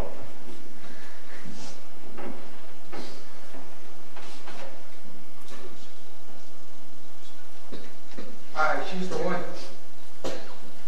Mr. Proctor, this morning your wife sent me a claim in which she states that she is pregnant now. My wife pregnant? There be no sign of it. We've examined her body. If she states that she is pregnant, she must be, Your Honor. That woman will never lie. She will not? Never, son, never. Mr. Proctor, I should tell you now that I will let her be kept another month. If she begins to show the natural signs, you shall have her living yet another year until she is delivered. What say you to that? Come, man, you say your only purpose here is to save your wife. Good then. She is saved at least this year, and the year is long. What say you, sir? It is done now. Will you drop this charge? I think that I cannot, sir. Then your purpose is somewhat larger. He's come to overthrow this! These are my friends! Their wives are... I judge you not, sir. Sit down. I'm ready to hear your evidence. We come not to harm the court, Your Honor. We only wish Marshal, to... go into the court and bid Judge Stutton and Judge Sewell declare recess for 1 hour. Let them go to the tavern if they will. All witnesses and prisoners are to be kept in the building. If you'll forgive me, sir, I've known this man all my life. It is a good man, sir. I'm sure of it, Marshal. Now, Mr. Proctor, what deposition do you have for us? I beg you be clear, open as the sky, and honest. I am no lawyer, sir. So I'll begin... You do not need no lawyers. Proceed as you will. First, sir, will you read this? It is a sort of a testament. The people who have signed it declare their good opinion of Martha, my wife, and Rebecca. There, good. They are all covenant people, land-owning farmers, members of church. As you will see here, sir, they've known the women for many years, and they never saw no sign they had dealings with the devil. How many names are there? 91, Your Excellency. These people must be summoned for questioning. Mr. Danforth, I have given all my word that no harm would come to them for signing that. This is a clear attack upon the court. Is every defense an attack upon the court? Can no All one honest and Christian people are happy for the courts in Salem. These people are gloomy for it. And I think that you will want to know from each and every one of them what discontents them with you. I think they ought to be examined, sir. It is not necessarily an attack, I think. These are all covenanted Christians, sir. But I am sure they may have nothing to fear. Mr. Cheever, have warrants drawn for all of these. Arrest for examination. Now, mister, what other information do you have for us? You may sit, Mr. Nurse. I have brought many problems to these people. Now, old man, you have not heard these people of their good conscience. But you must understand, sir, that a person is either with this court or he must be counted against it. There be no road between. This is a sharp time now, a precise time. We live no longer in the dusky afternoon when evil mixed itself with good and befuddled the world. Now, by God's grace, the shining sun is up, and them that fear not light will surely praise it. I hope you will be one of those. She is not haughty, I see. No, sir, she is not.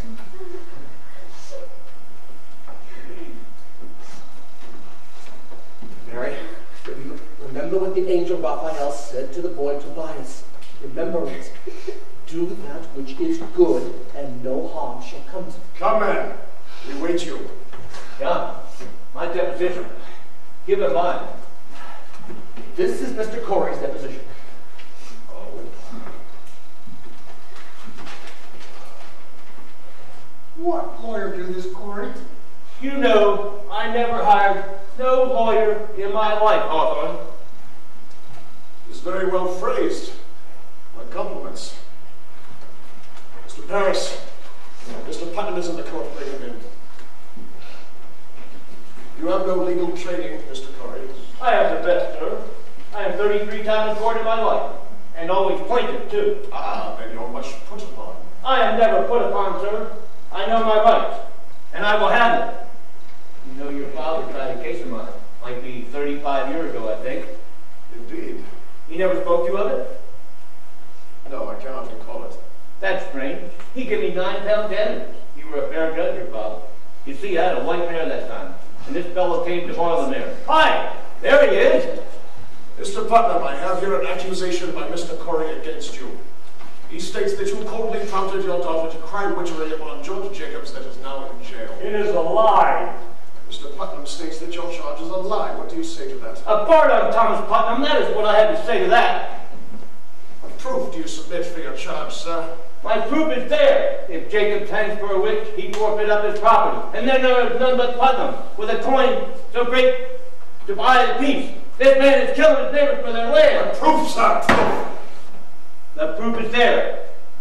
I have it from an honest man who heard Putnam say it. The day his daughter cried out on Jacobs, he said she'd given him a fair gift of land. And the name of this man? What name? The man to give you this information. Why, I cannot give you his name. And why not? You know well why not. He'll lay in jail if I give his name. This is in contempt of court, Mr. Danforth. You will surely give us the name. I will not give you no name, sir. I mentioned my wife's name once, and I'll burn in hell long enough for that. I stand new. In that case, I have no choice but to arrest you for contempt of this court. You know that. This is a hearing. You cannot cut me for contempt of the hearing. Oh, it is a proper lawyer. You wish me to declare this court in full session here, or will you give me good reply?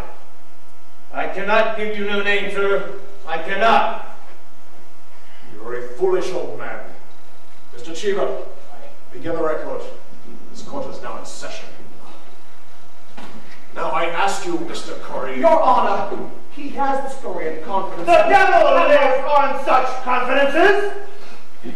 Without such confidences, there could be no conspiracy, Your Honor.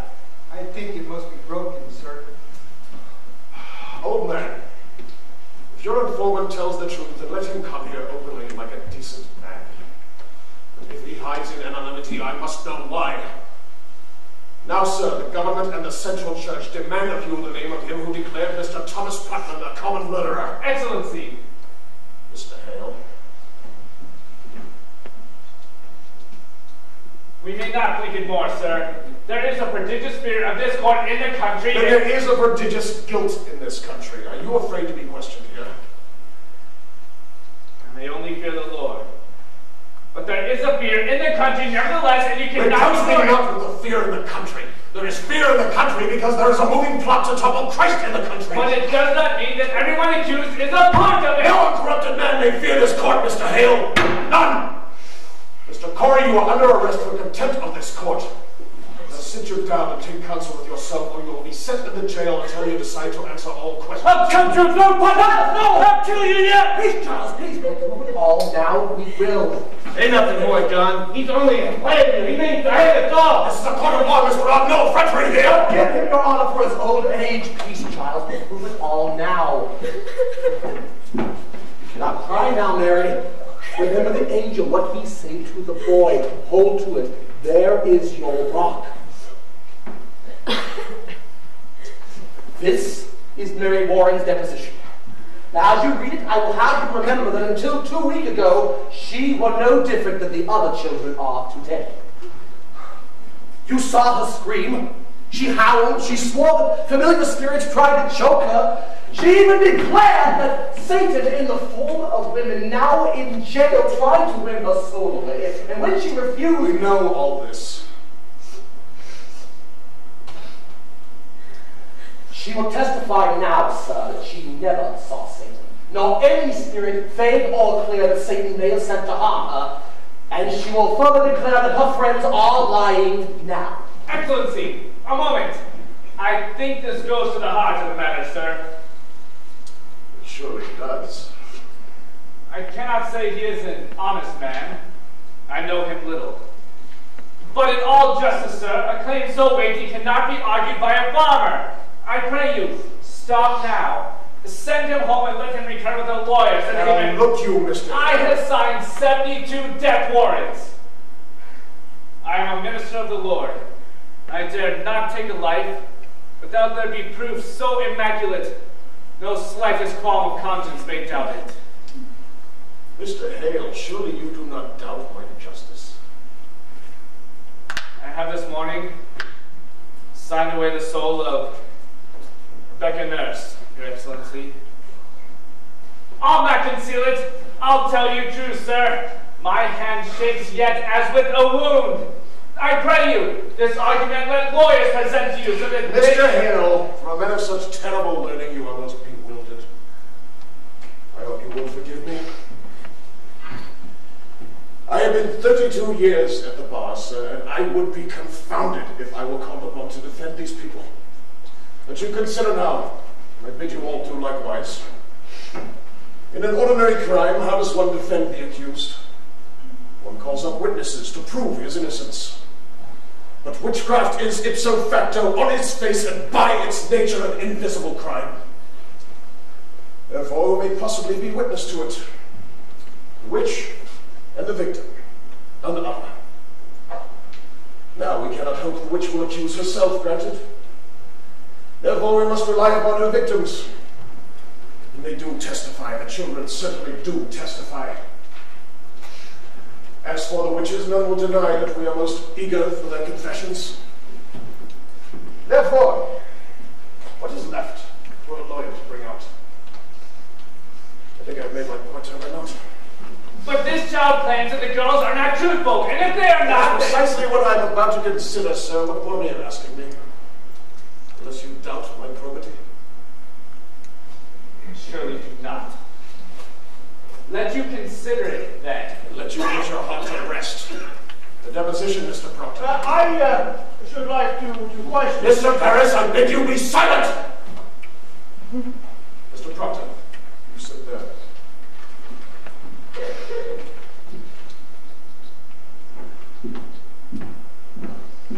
Mr. Cheever, can you go into the court and bring the children here? Mary Warren, how came you to this turnabout? Has Mr. Proctor threatened you for this deposition? No, sir. Has he ever threatened you? No, sir. Has he threatened you? No, sir. Can you tell me that you sat in my court callously lying when you knew that people would hang by your evidence? Answer me! I did, sir. How were you instructed in your life? Do you not know that God damns all liars, or is it now that you lie? I cannot lie no more. I am with God. You are with God. Aye, sir. I will tell you this. Either you are lying now, or you are lying in the court, and in either case you have committed perjury and you will go to jail for it. You cannot lightly say you lied, Mary. Do you know that? I cannot lie no more. I am with God. I am with God. Ruth Putnam's not in the court, sir, and all the other children. These will be sufficient. Sit you down, children. Your friend Mary Warren has given us a deposition in which she swears that she never saw familiar spirits, apparitions, nor any manifest of the devil. She claims as well that none of you have seen these things either. Now, children, this is a court of law. The law based on the Bible, and the Bible writ by Almighty God forbid the practice of witchcraft and describe death as the penalty thereof. But likewise, children, the law and Bible damn all liars and bearers of false witness. Now then, it does not escape me that this deposition may be devised to blind us. It may well be that Mary Warren has been conquered by Satan, who sends her here to distract our sacred purpose. If so, her neck will break for it. But if she speak true, I bid you now drop your guile and confess your pretense, for a quick confession will go easier with you. Abigail Williams, rise. Is there any truth in this? No, sir. Children of very augur bit will now be turned into your souls until your honesty is proved. Will either of you change your positions now, or do you force me to hard questioning? I have not to change, sir. She lies. You would still go on with this?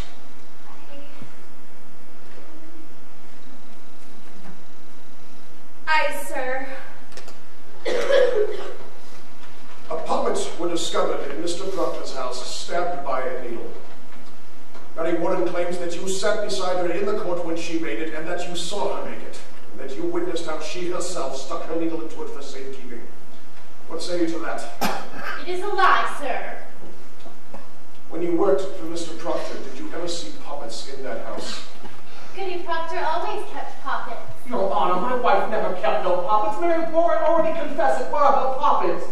Your Excellency, Mr. Cheever? when I were at that house that night, Lady Proctor said she did not have any puppets. But she did say she kept puppets when she were a girl. She has not been a girl these 15 years, Your Honor. But a puppet will keep 15 years, will it not? It will keep if it is kept. But Mary Warren already says she never saw those puppets in my house, nor anyone else. But why could they not have been puppets hid, where no one has ever seen them? There might also be 2 golden candlesticks in my house, but no one ever saw them. We are here, Your Honor, precisely to discover what no one has ever seen. Your Honor, what may Mary Warren profit by this turnabout? What may she gain but hard questioning and worse? You are charging Abigail Williams with a marvelous coup plot to murder. Do you understand? I do, sir. I believe she means to murder. This child would murder your... Oh, it is no child. Hear me. Twice, in full sight of the congregation this year, she was put out of the meeting house for laughter during prayer. What's this? Laughter during prayer? Do you deny it, Mr. Parris? I do believe it happened once. She is sometimes silly, but she is solemn now. Aye, he is solemn now and goes to hang people. Quiet, man! Surely it have no bearing on the question, sir. He charges contemplation of murder. Aye. But it strikes hard upon me that she will laugh at prayer. Continue, Mr. Proctor.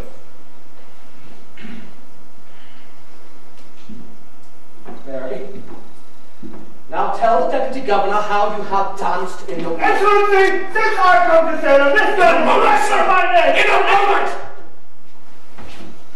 What is this dancing? Mr. Proctor. Abigail has led the girls to the wood, and there they have danced. Naked. Mr. Proctor, Mr. Parris caught them there in the dead of night. There's the child she is. Mr. Parris? I can only say that I never found any of them naked. You discovered them dancing in the woods? Abigail! Excellency, when I first arrived from Beverly, Mr. Parris had told me that. You deny it, Mr. Parris? I do not, sir.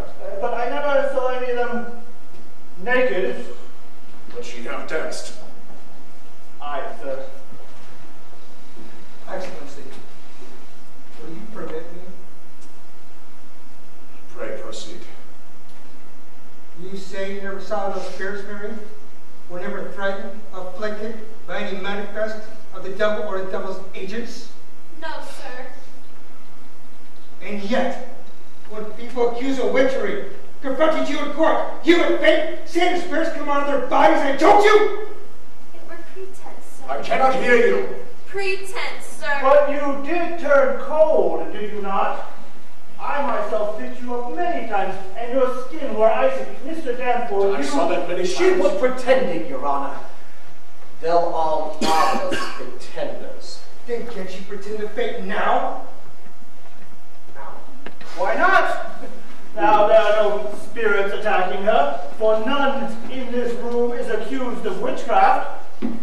So let her tell herself cold now. Let her pretend to be attacked now. Let her face! faint! I faint, and proof was how you pretended so often in the court. I cannot feign now, sir. You not pretend it. I have no sense of it. Why? What is lacking now? I cannot tell, sir. I didn't mean it here. We have no afflicting spirit loose within the court. There was some. I never saw no spirit. Can see no spirits now, and proved was that you can faint at your own will as you claim.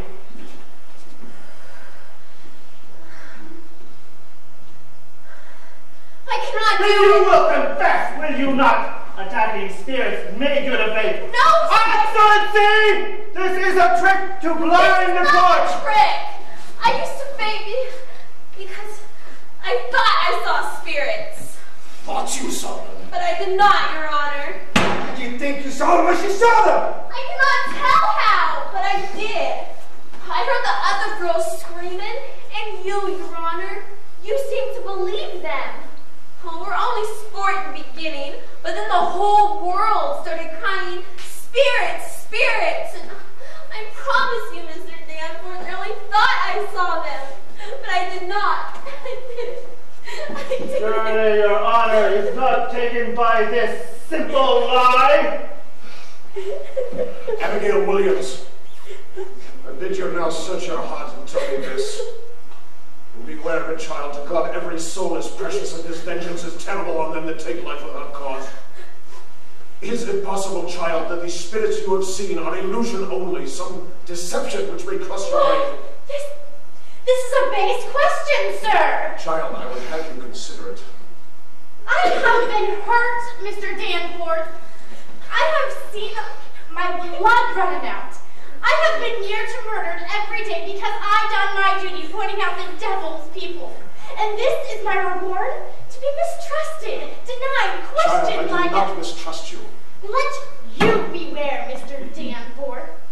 Think you to be so mighty that the power of hell may not turn your wits. Beware of it. There is. What is it, child? I know not. A wind. A cold wind has come. Abby! Your honor, I freeze! Pretending. She is cold, Your Honor. Touch her. Mary, do you send a shadow down on me? Oh, Lord, save me! I freeze! I freeze! Abby, don't do that! Don't! Ready, Lord? Do you witch her? I say to you, you send your spirit out! Let me go, Mr. Proctor! I cannot! Oh, Heavenly Father, take away this shadow! Whore! How dare you call heaven? What you say is a whore! Here! Touch Abigail Williams, a whore! She was not the strapest stand of it! You will this is from the past! I am never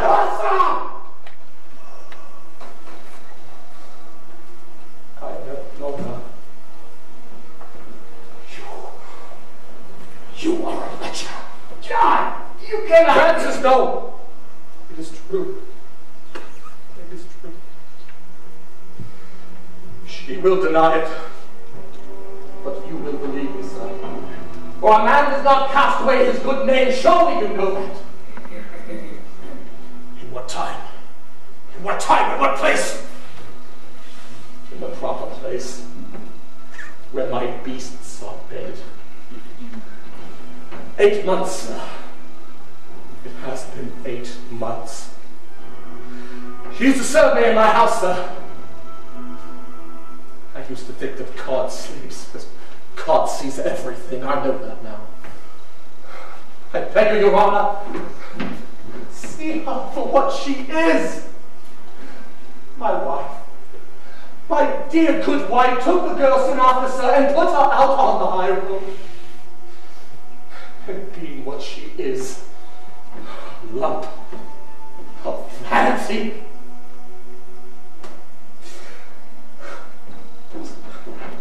is the beauty.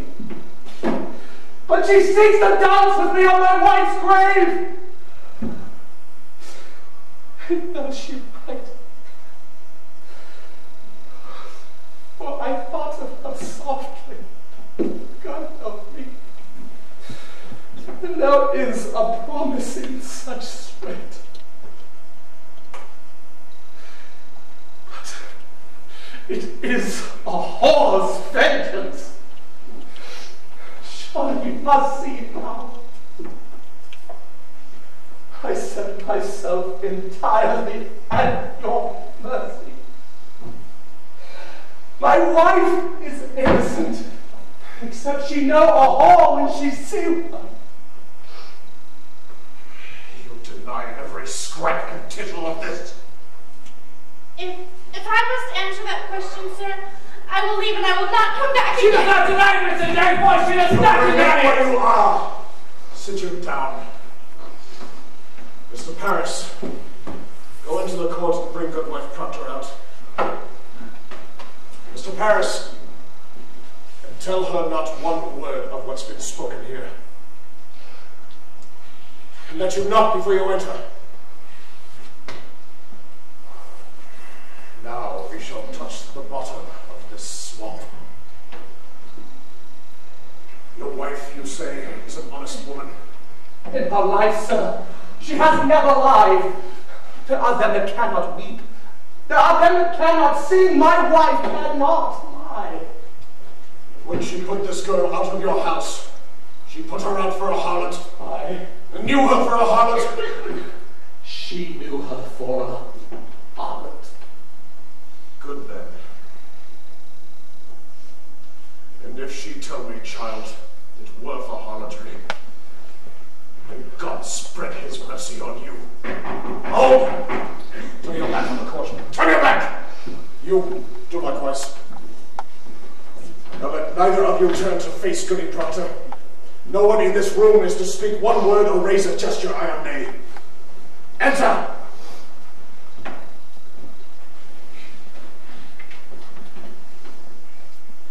Mr. Cheever, report this testimony in all exactness. Are you ready? I am, Your Excellency. Come here, woman.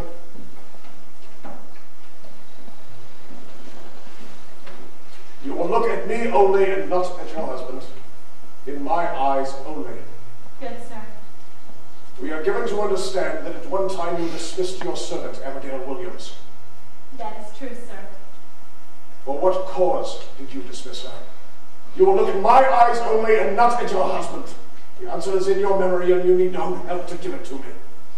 Why did you dismiss Abigail Williams? She dissatisfied me and my husband. In what way dissatisfied you? She were... Woman, look at me! Was she slovenly? Lazy? What disturbance did she cause? Your Honor,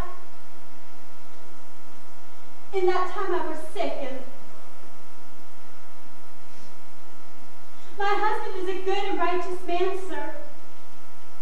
He is never drunk at Summer, nor wasting his time at the shuffleboard, but always at his work. But in my sickness, see, sir, I were a long time sick after my last baby, and I thought I saw my husband somewhat turning from me. And this girl... Look at me! Sir. Abigail Williams. What of Abigail Williams? I came to think he fancied her somewhat. One night I lost my wits, I think, and put her out on the high road.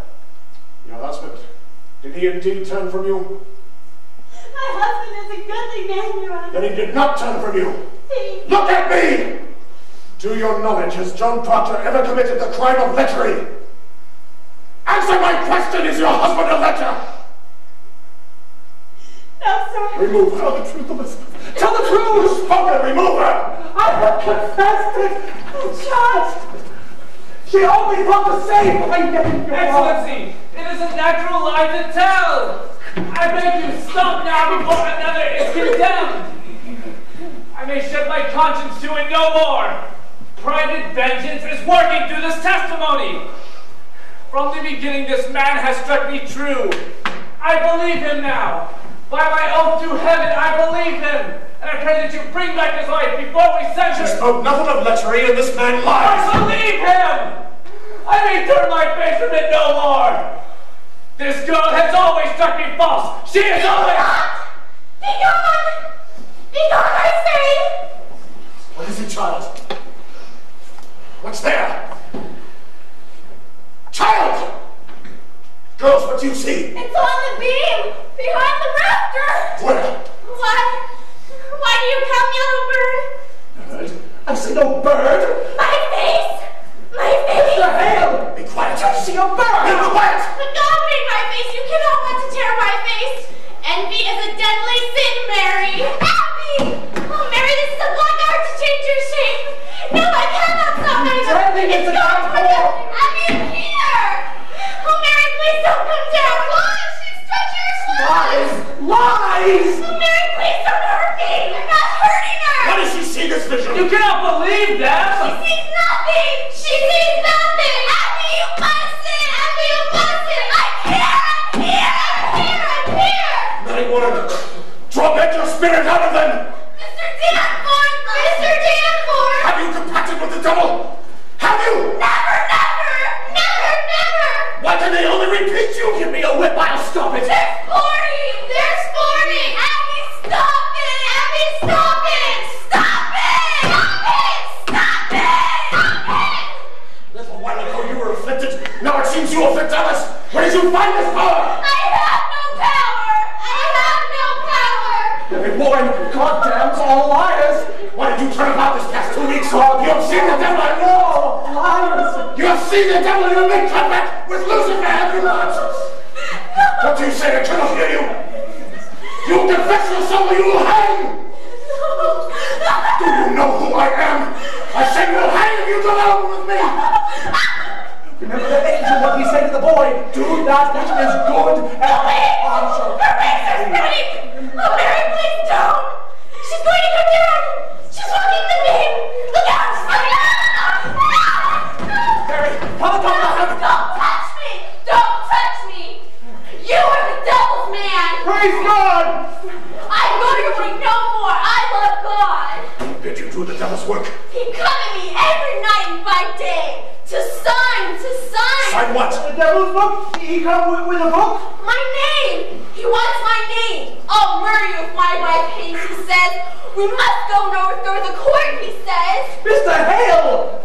No, he come at me every night. His eyes were like coals, and his fingers claw my neck. I signed. Excellency, the child got wild! Tell me No, I'm going to wait no more. I love God. I bless God. Abby. I'll hurt you no more. What are you? You are combined with Antichrist, are you not? I have seen your power, mister. You would not deny it. This is not witchcraft! These girls are frauds! You condemn an honest I man! have nothing from you, Mr. Hale. Will you confess yourself be found with hell, or do you keep the Pledge of Allegiance yet? What say you?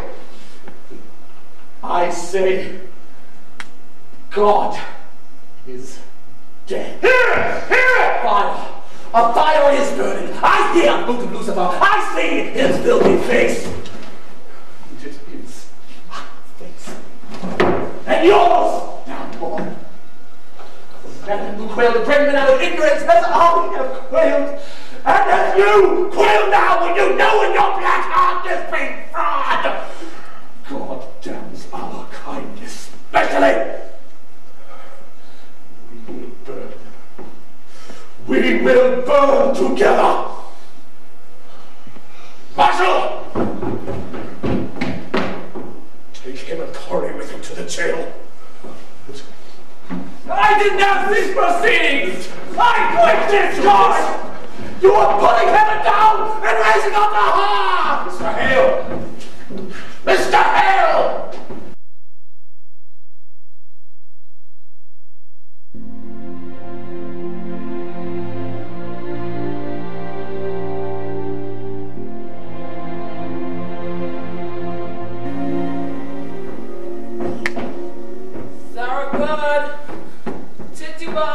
Wake up!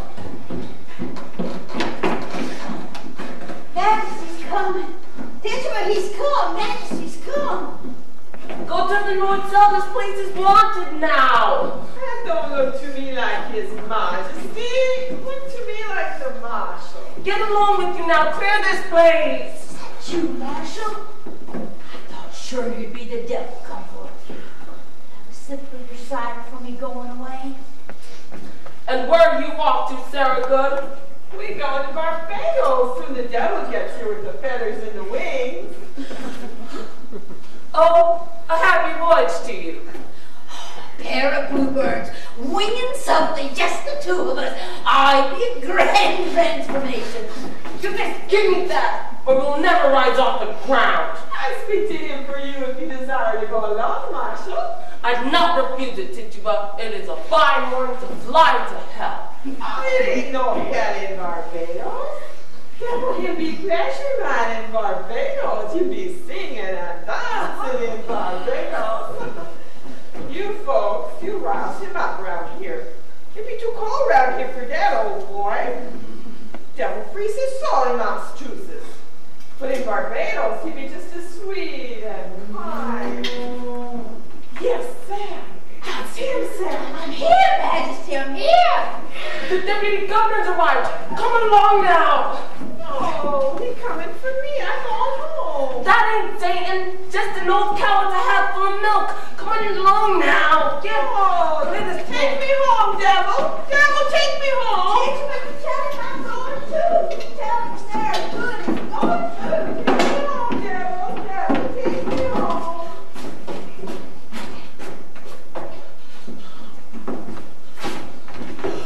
Good morning, Majesty. Where's Mr. Paris? I'll fetch him. Marshal, when does Reverend Hale arrive? It was toward midnight, I think. What is he about here? He goes among them that'll hang, sir, and he prays with them.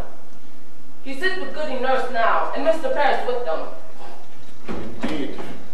The man of no authority to enter here, Marshal. Why have you let him in? Why, Mr. Paris commands me, sir. I cannot deny Are you drunk, Marshal? No, sir. It is a bitter night, and I have no fire. Fetch Mr. Paris. Aye, sir. There's a prodigious stench in this place. I have only now cleared the people out for you, sir. Beware hard drink, Marshal. Aye, sir.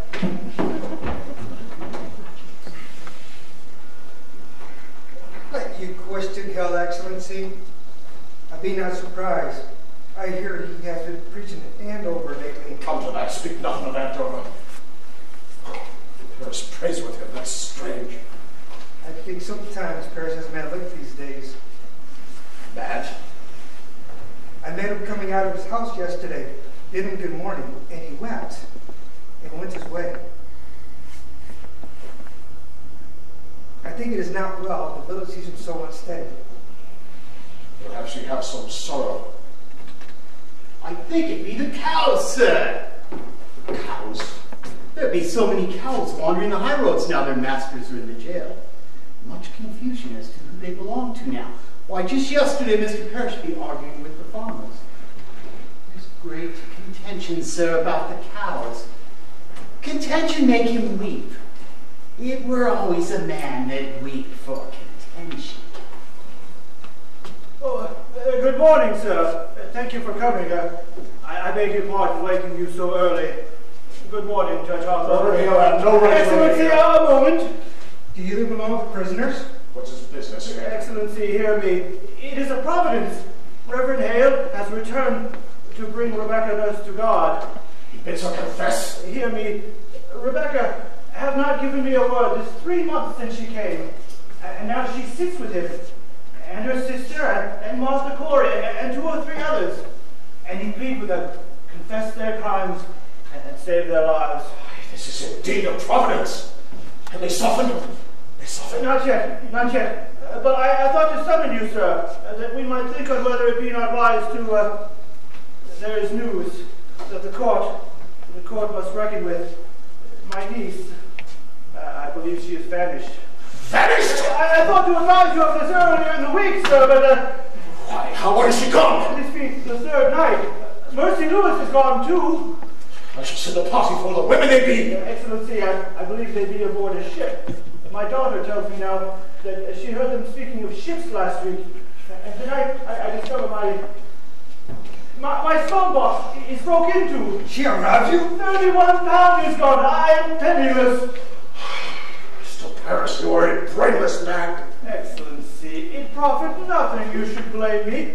I cannot think they would run off, except they appear to keep in Salem anymore, since news of Andover is broken. Andover is ready. The court returns there on Fridays and will resume examinations. I'm sure it is, sir. But the rumor here speaks rebellion in Andover. There is no rebellion in Andover! Tell you what is said here, sir. Andover have thrown out the courts, they say, and will have no part of witchcraft. There is a faction here that is feeding on that news. I tell you true, sir. I fear there will be riot here. Riot? Why, I not see but high satisfaction in the town during an execution. Judge Hawthorne, it were a different sort to hang till now. Rebecca Nurse is no Bridget that lived 3 years with Bishop before she married him. John Proctor is not Isaac Ward that drank his family to ruin. Let Rebecca stand upon the gibbet, send up some righteous prayer, and I fear she'll make a vengeance on you. Excellency, she's a condemned witch. The courts are For you! How do you propose that? Excellency, I would postpone the hangings for a time. There will be no postponement. Now Mr. Hale's return, there is hope. I think. For if you bring even one of these to God, that confession surely damns the others in the public's eye, and none may doubt more that they are all linked to hell. This way, unconfessed and claiming innocence, doubts are multiplied. Many honest people will weep for them, and our good purpose is lost in their tears. Chief, give me the list. It cannot be forgot, sir, that when I called the congregation for John Proctor's excommunication, there were hardly 30 people come to hear it. That speaks a discontent, I think. There will be no postponement. Excellency. Now then, sir, which of these, in your opinion, may be brought to God? I myself shall strive with him till dawn. There is not sufficient time till dawn. I will do my utmost. Which of them do you have hope for? Excellency, a dagger. What do you say? Tonight, I opened my door to leave my house. The dagger clattered to the ground. You cannot hang this sort. There is danger for me. I dare not step outside at night. Accept my congratulations, Reverend Hale. We are gladdened to see you returned to your good work. You must pardon them. It will not pardon. You misunderstand, sir. I cannot pardon these when 12 are already hanged for the same crime. It is not just. Rebecca will not confess? The sun will rise in a few minutes. Excellency, I must have more time. Now hear me. Beguile yourselves no more. I will not receive a single plea for pardon or postponement. None that will not confess will hang. 12 have already executed. The names of these 7 are given out, and the village expects to see them die at dawn. Postponement now speaks of floundering on my part. Any retrieval pardon must cast doubt on the guilt of them that died till now. While I speak God's law, I will not crack its voice with whimpering. If retaliation is your fear, know this. I should hang 10,000 who dared to rise against the law, and an ocean of salt tears cannot melt the resolution of the statutes. Now draw yourselves up like men and help me, as you are bound by heaven to do. Have you spoken with them all, Mr. Hale? Albert Proctor is in the dungeon. What's Proctor's way now? He sits like some great bird. You'd not know he lived except he take food from time to time. His wife must be well on with the child now. She is, sir. What think you, Mr. Parrish? You have closer knowledge of this man. Might her presence suffer him? It is possible, sir. He have not laid eyes on her these past 3 months. I should summon her. Is he yet animate? Has he struck at you again? He cannot, sir. He is chained to a wall now. Fetch Goody Proctor to me. Aye, and sir. let you bring him up. Excellency, if you postpone a week and publish through the town that you are striving for their confessions, that speak mercy on your part, sir, not faltering. Mr. Hale, as God have not empowered me like Joshua to stop this sun from rising, So I cannot withhold from them the perfection of their punishment. If you think God wills you to raise rebellion, Mr. Danforth, you are mistaken. You have heard rebellion spoken in Salem. Sir, there are orphans that wander from house to house. Abandoned cattle bellow on the high roads. The stink of rotting crops hangs everywhere. And no man knows when the harlot's cry shall end his life. And you wonder yet if rebellion spoke? Better you should marvel how they do not burn your province! Mr. Hale, have you preached in Andover this month? Thank God they have no need of me in Andover. You baffle me, sir. Why have you returned here? Why, it's all simple. I come to do the devil's work. I come to counsel Christians they should belie themselves. There is blood on my head. Can you not see the blood on my head? Goody Proctor, I hope you are hearty. I am yet 6 months before my time. Pray be at your ease, we come not for your life. We would... Mr. Hale, will you speak with the woman?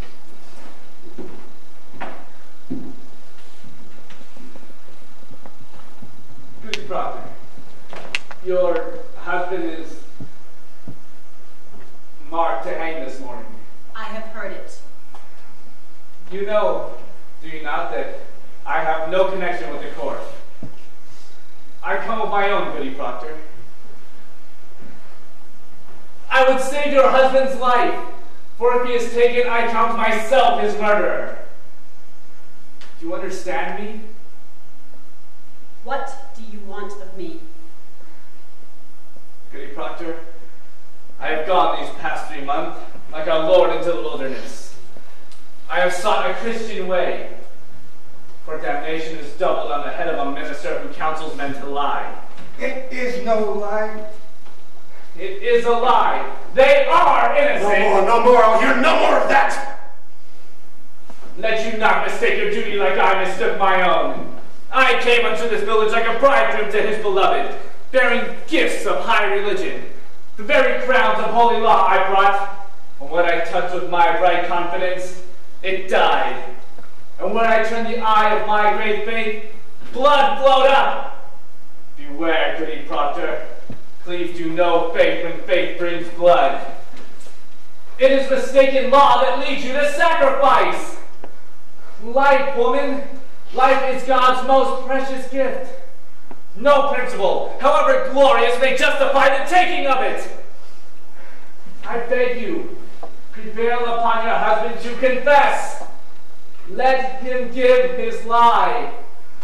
Quail not before the laws of God, for it may very well be that God damns a liar less than he that throws his life away for pride.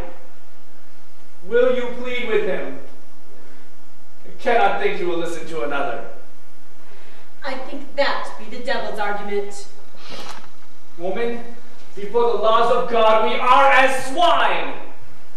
We cannot read his will. I cannot dispute with you, sir. I lack learning for it. Goody Proctor, you are not summoned here for disputation. Be there no wifely tenderness within you? You will die with the sunrise, your husband. Do you understand it? What say you? Will you contend with him? Are you stone? I tell you, true woman, had I no other proof of your unnatural life, your dry eyes now would be sufficient evidence you had delivered up your soul to hell. Why, a very ape would weep at such calamity. Had the devil dried up any tear of pity in you? Take her out. Not that you should speak to him. Let me speak with him. Will you strive with him? Will you plead for this confession, or will you not? I promise nothing. Let me speak with him.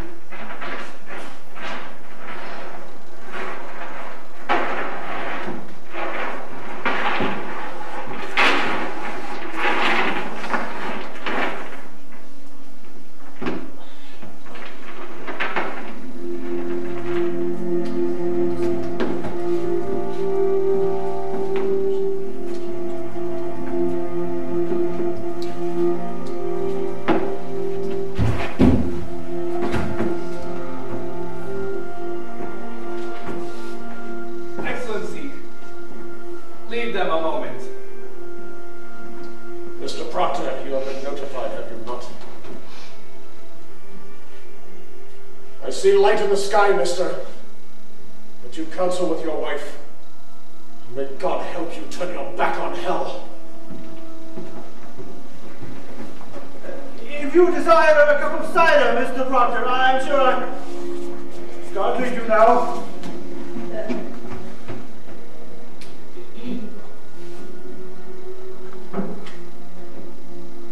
You have been chained. The child? It grows. Is there no news of the boys? They're well. If I can stand with them. You have not seen them? I have not. You are a wonder, Elizabeth.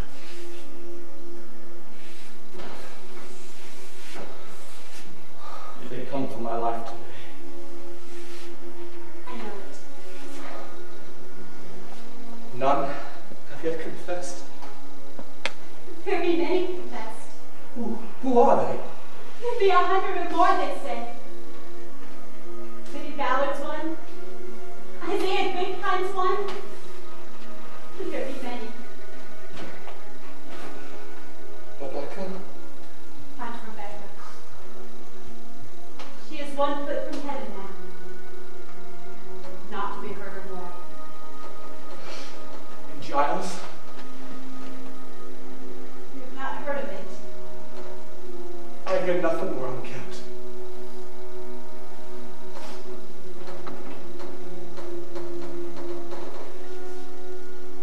Giles is dead. When were he hanged? He were not hanged. He would not answer his indictment, aye or nay. For if he denied the charge, I'd hang him surely and auction out his property. So we stand mute, die Christian under the law. So the sons will have his farm. It is the law. For he cannot be condemned a wizard without he answer his indictment, aye or nay. Then how does he die? They press him, John. Yes. Great stones they lay upon his chest until they plead aye or nay. They say he give them but 2 words. More weight, he says. And die. Oh, wait. Aye. It were a fearsome man, Giles Corey.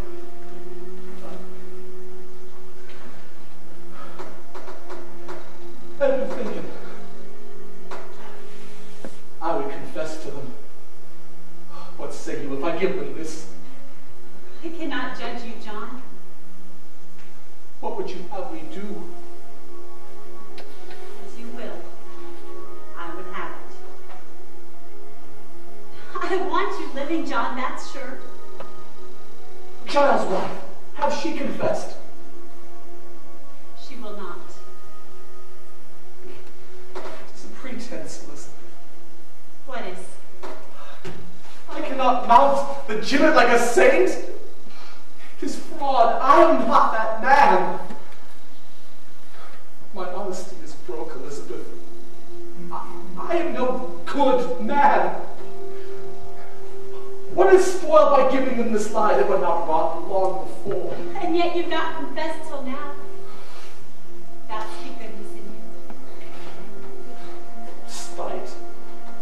Spite only has kept me silent. It's hard to give a lie to dogs.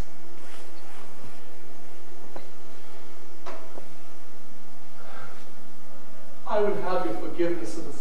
It is not for me to give I would John. have you see some honesty in it. Let them that never lied die now to keep their souls. For me it is pretense, a vanity that will not blind God nor keep my children out of the wind. Let's see. John, it comes to not that I should forgive you. You forgive yourself. It is your soul, John.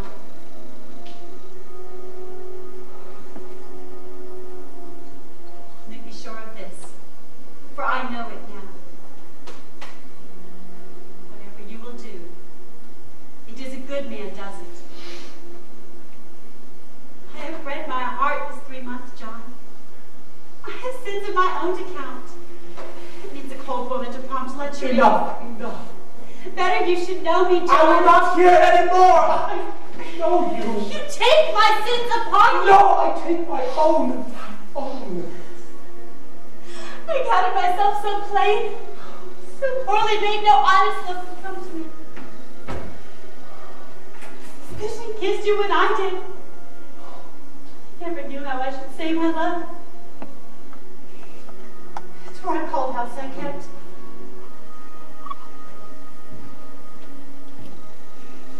What say you, Proctor? The sun is soon up. Do as you will. But let none be your judge. You no higher judge under heaven than Proctor is. Forgive me. Forgive me, John. I never knew such goodness in the world. I want my life. Confess yourself? I will have my life. God be praised! It is a providence! He won't confess! Proctor won't confess! Why must you cry it? It is evil, is it not? It is evil. I cannot judge you, John. I cannot. Who will judge me?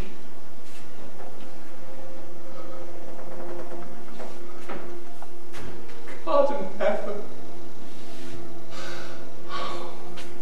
What is John Proctor? What is John Proctor?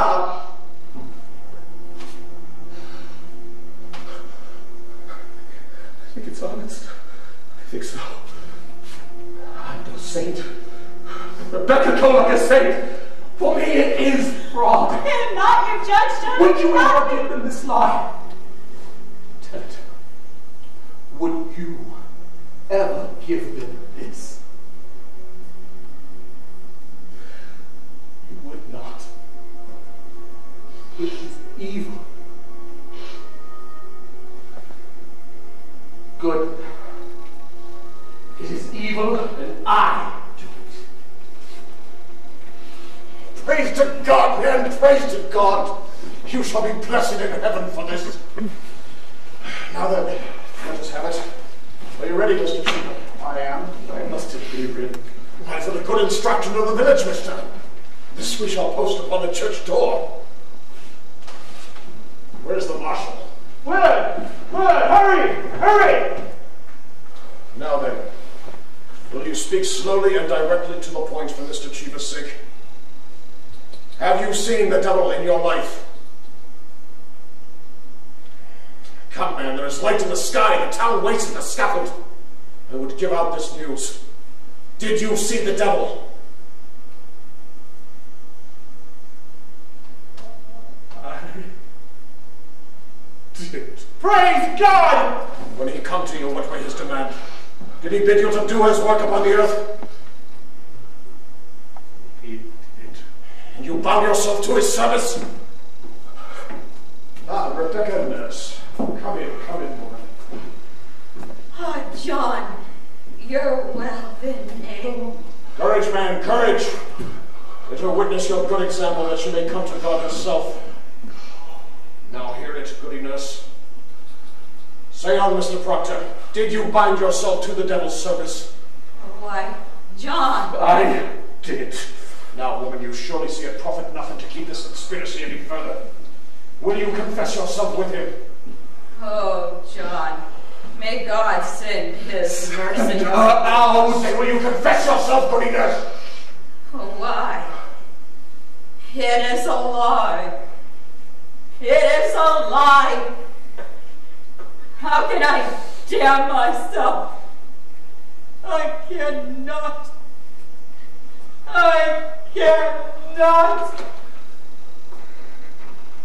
Mr. Proctor, when the devil came to you, did you ever see Rebecca Nurse in his company? Come, man, take courage. Did you ever see her with the devil?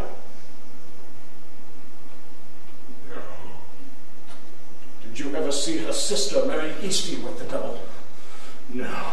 Did you ever see Martha Corey with the devil? I did not. Did you ever see anyone with the devil? I did not. Mr. Proctor, you mistake me. I have not the power to trade your life for a lie. You have most certainly seen some person with the devil. Mr. Proctor, a score of people have already testified that they saw this woman with the devil. Then it is proved. Why must I say it? Why must you say it? Why, you should rejoice to say it if your soul is truly purged of any love for hell. They think to go like saints. I'd like not to spoil their names. Mr. Proctor, do you think they go like saints? Look you, sir, I think you mistake your duty here. It matters nothing what she thought. She is convicted of the unnatural murder of children, and you for sending your spirit out of unmarried woman. Your soul alone is the issue here, mister, and you will prove its rightness or you cannot live in a Christian country.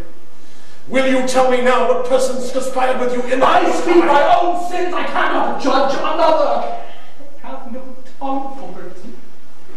Excellency, it is enough that he have confessed it. Let him sign it. Let him sign it. It is a great service, sir.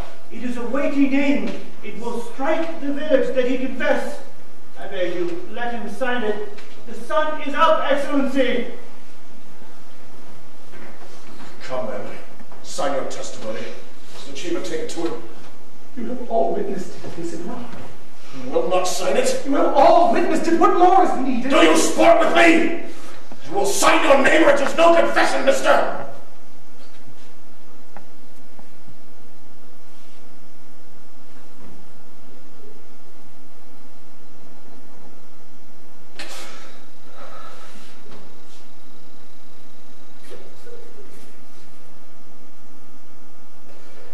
Your second name, man.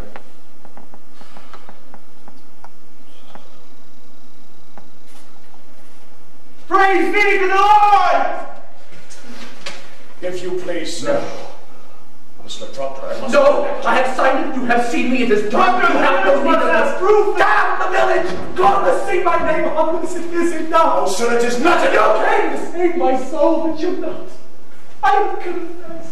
It is enough. You have not confessed. I have confessed. Is there no good penitence for it being made public? God does not need my name nailed upon the church. God knows me. God sees how black my sins are. Is enough. Mr. Proctor, you will not use me. I am no Sarah Good. Or take you by. I am John Proctor. You will not use me. It is no part of salvation that you should use me. I do not wish to continue this. I have 3 children. Help me, I teach them to walk in the world like men. And I have sold my friends. You have not sold your finger. I may not. I blacken all of them with this nail to the church the very day they hang for silence. Mr. Proctor, I must have good and legal proof. You are the High Court. Your word is good enough. Tell them I confessed. Tell them Proctor broke his knees and wept like a woman. Say what you will. It is the same, is it not? If I reported you, you signed to it. It is not the same. What other same will I sign to? Not the same. Why? Do you mean to deny this confession was... I mean to deny nothing. Then explain to me, Mr. Proctor, why you will not... Because it is my name. Because I will not have another in my life. Because I lie. And I sign myself to lies.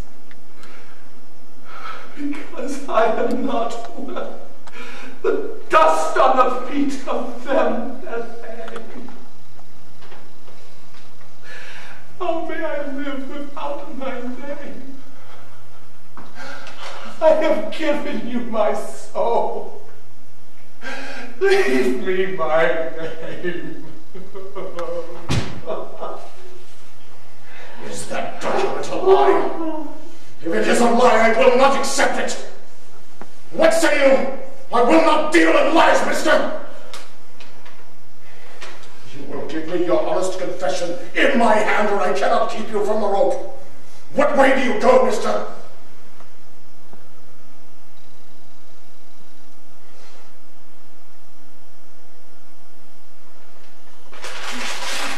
Marshal! Proctor! Proctor! You will hang! You do not! Honesty in me. Give them no tear. Show them a heart of stone and sink them with it. Let you fear nothing, for there's another judgment which awaits us all. Hang them high over the town. Whoever weeps for these weeps for corruption. Take them! Come, man.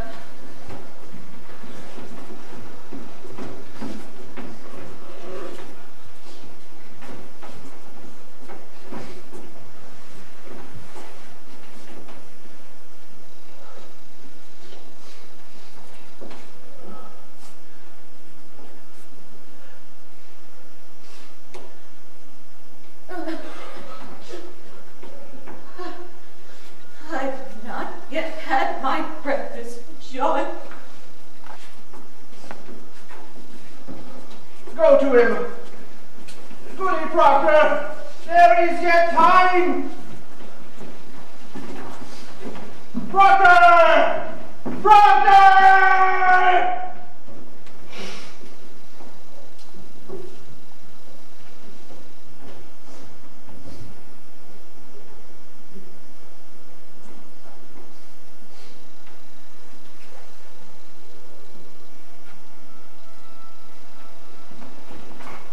Woman, plead with him! It is pride! It is vanity! Be his helper! What profit him to bleed? Shall the dust praise him? Shall the worms declare his truth? Go to him! Take his shame away!